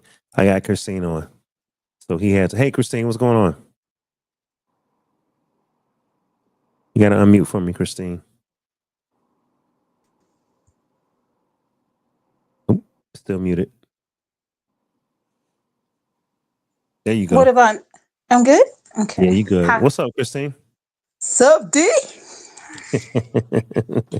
Hey, Panama Princess. Panama is one of my number ones. She was here when we were doing the show on Instagram, back in 2021. So Panama has been here from the jump. She knows After Dark quite well. She's been on here before.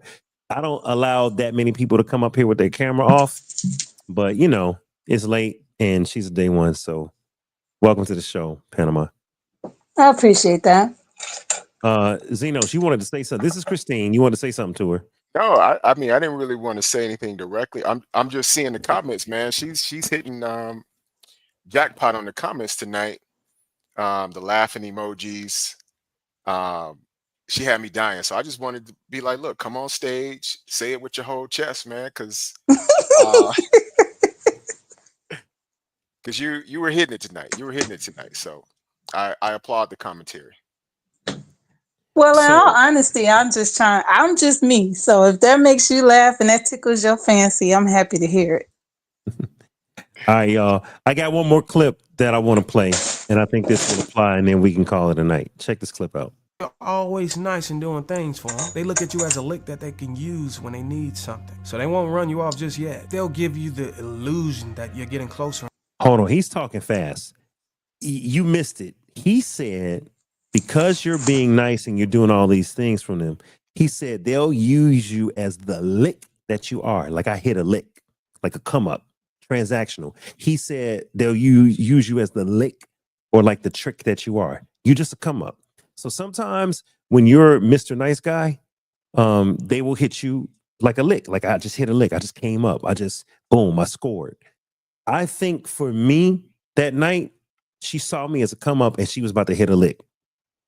And hey, I'll give you some. You know what I'm saying? I'll give you some, but I know you're probably gonna break me off some of that money you just won. Because I was winning thousands. I wasn't winning hundreds.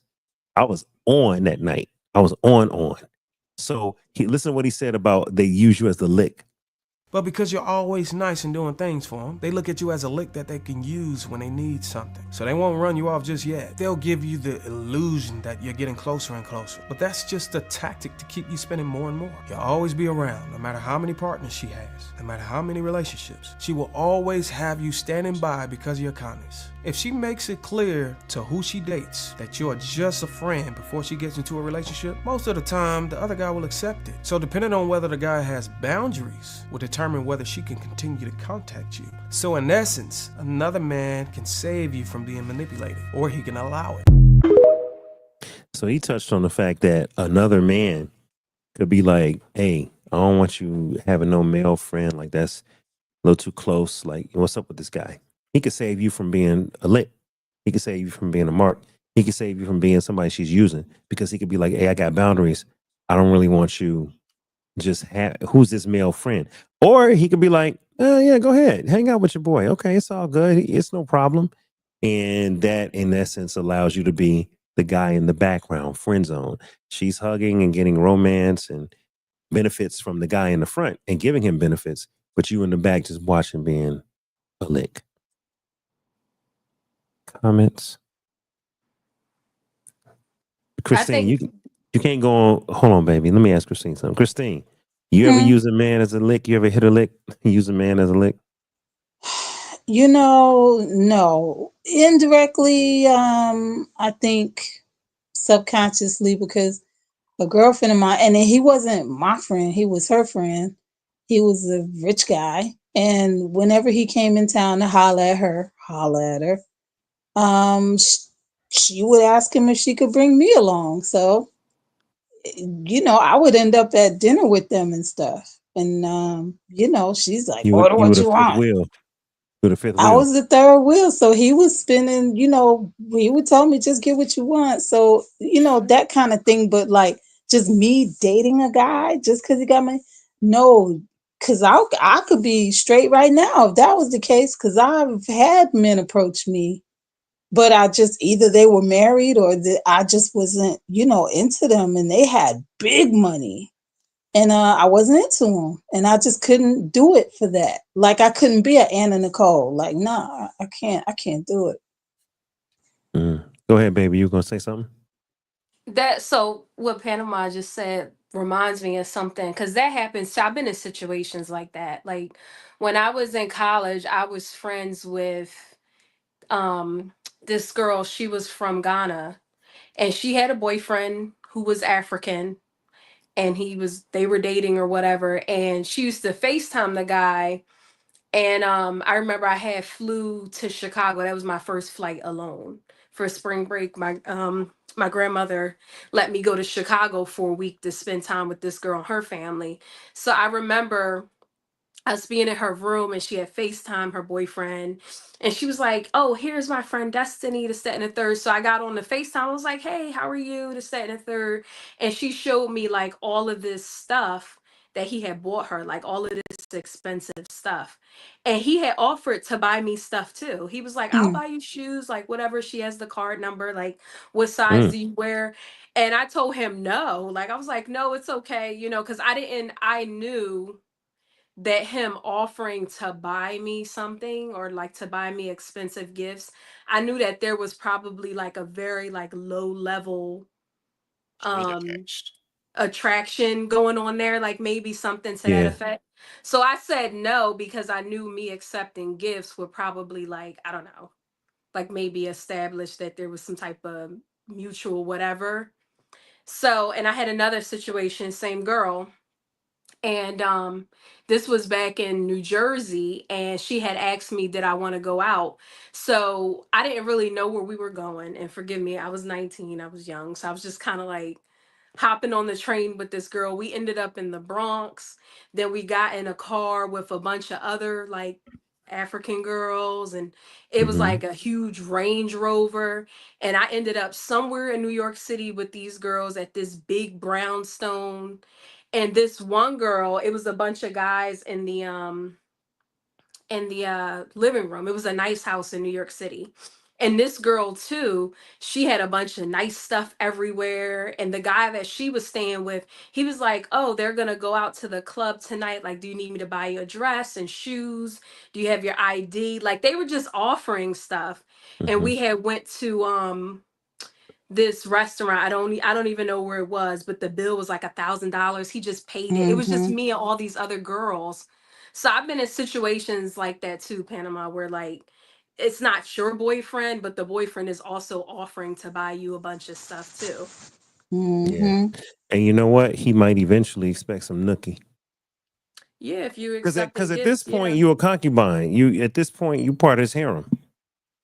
Now, Don't it may say not that, be. I D. mean, Hey, if no. it was one night, but okay. No, I'm not saying that to my wife. I'm just saying in general, Panama, when women hang out with rich, powerful men or men that's flaunting money, and you know he taking down your homegirl, eventually he might look at you and be like, "Hey, you want to come hang out with us? We're going to the bedroom. You want to have some drinks?" He gonna try. He ain't spending that money for nothing. He not spending that money for nothing, and he not spending that money on an unattractive woman. He not whining and dining Precious. And I had asked her, I was like, what does he do for a living? Like, she was like, oh, he owns businesses in Africa. I was like, okay. Yeah, he might have been a scammer. That might not have even been his money. That might have been Simon. No, my friend's guy friend was my friend's guy friend was a lawyer, but he's like a big time lawyer. Like he's up there with Crump, and Yeah. he got plenty of money and unmarried. So yeah, he's spoiled. Hold on, let me see this clip right here. Oh yeah, we already played that one. All right. Wait, let me ask you a question. The Yes, professor, ma'am. Yes. have you ever been in a situation like that? Wait, are you married? I am. Okay, so before you got married, have you ever been in a situation where you was dating a girl and you was like, yeah, bring your homegirl, whatever, to dinner or whatever, and what was your intent behind that, if you did? No, I don't think I can say that I've been in that situation. But me, I'm a different animal. So if I were in that situation, I probably wouldn't have had any intention with the friend. But no, I've typically been a one girl at a time type of dude. So A one woman man. yeah. I was Okay. I was in a situation one time. I was invited in as a third wheel.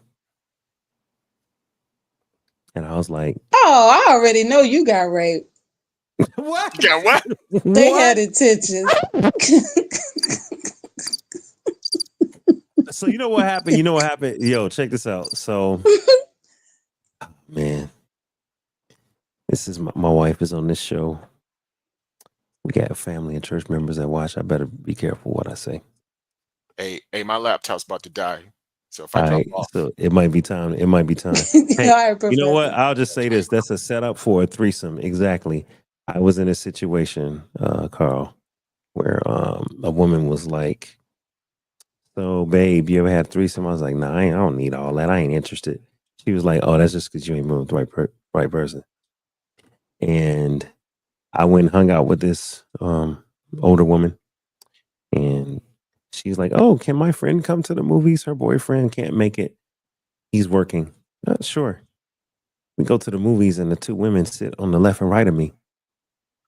And the one woman is all on my arm, and that's not my girl. And I'm like, why she all on me? We watching Dreamgirls. We're not watching a horror movie. Why is she all on my arm?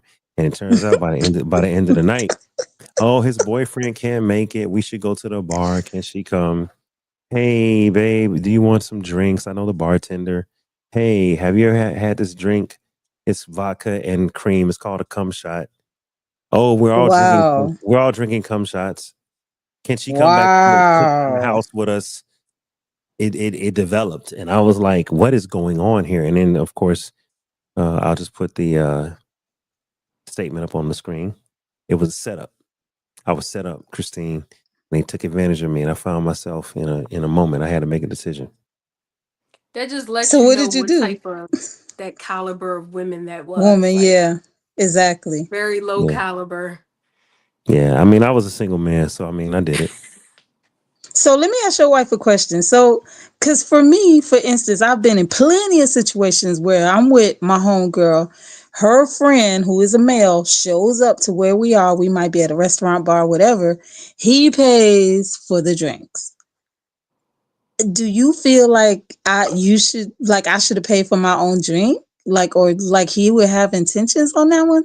No, I've been in situations like that where I've been with a friend and their man would pay for our drinks. I think in that scenario, that's like gentleman like. That's what I was thinking. But Yeah. when D said that men have intentions, so now I'm like, oh shoot, did I miss that? Or I don't Well, know. in that I think case, in that scenario, go ahead. you wouldn't know if he was interested, and you wouldn't know if she was okay with him being interested. If he's an honorable man and they're an honorable couple, and the man buys the drinks, that's not a problem. But if she is kind of a iffy type chick, or she into that type chick, and it seemed like he a little seedy, then trust your gut, because it could be what you doing after this. And that's what happened. The date I was on, her friend was tagging along. Now she's tagging along, and it's the end of the night. And now they're giving sexual innuendos with the bartender and the types of drinks and whipped cream all over their mouth. And oh my God, here comes on my mouth. That's when I was like, what in the hell did I just walk into? And then I had a decision to make. So, yeah. And on that note, Christine, we're going to end it. I appreciate y'all. Nice to meet you. Your wife, his name is Destiny. Nice to meet you, Destiny. Take care, Professor. We out of here, y'all. All right. Thanks for joining, everybody. I'll see y'all on the next episode of After Dark, man. It's your boy Dave Life, man. We'll see y'all next.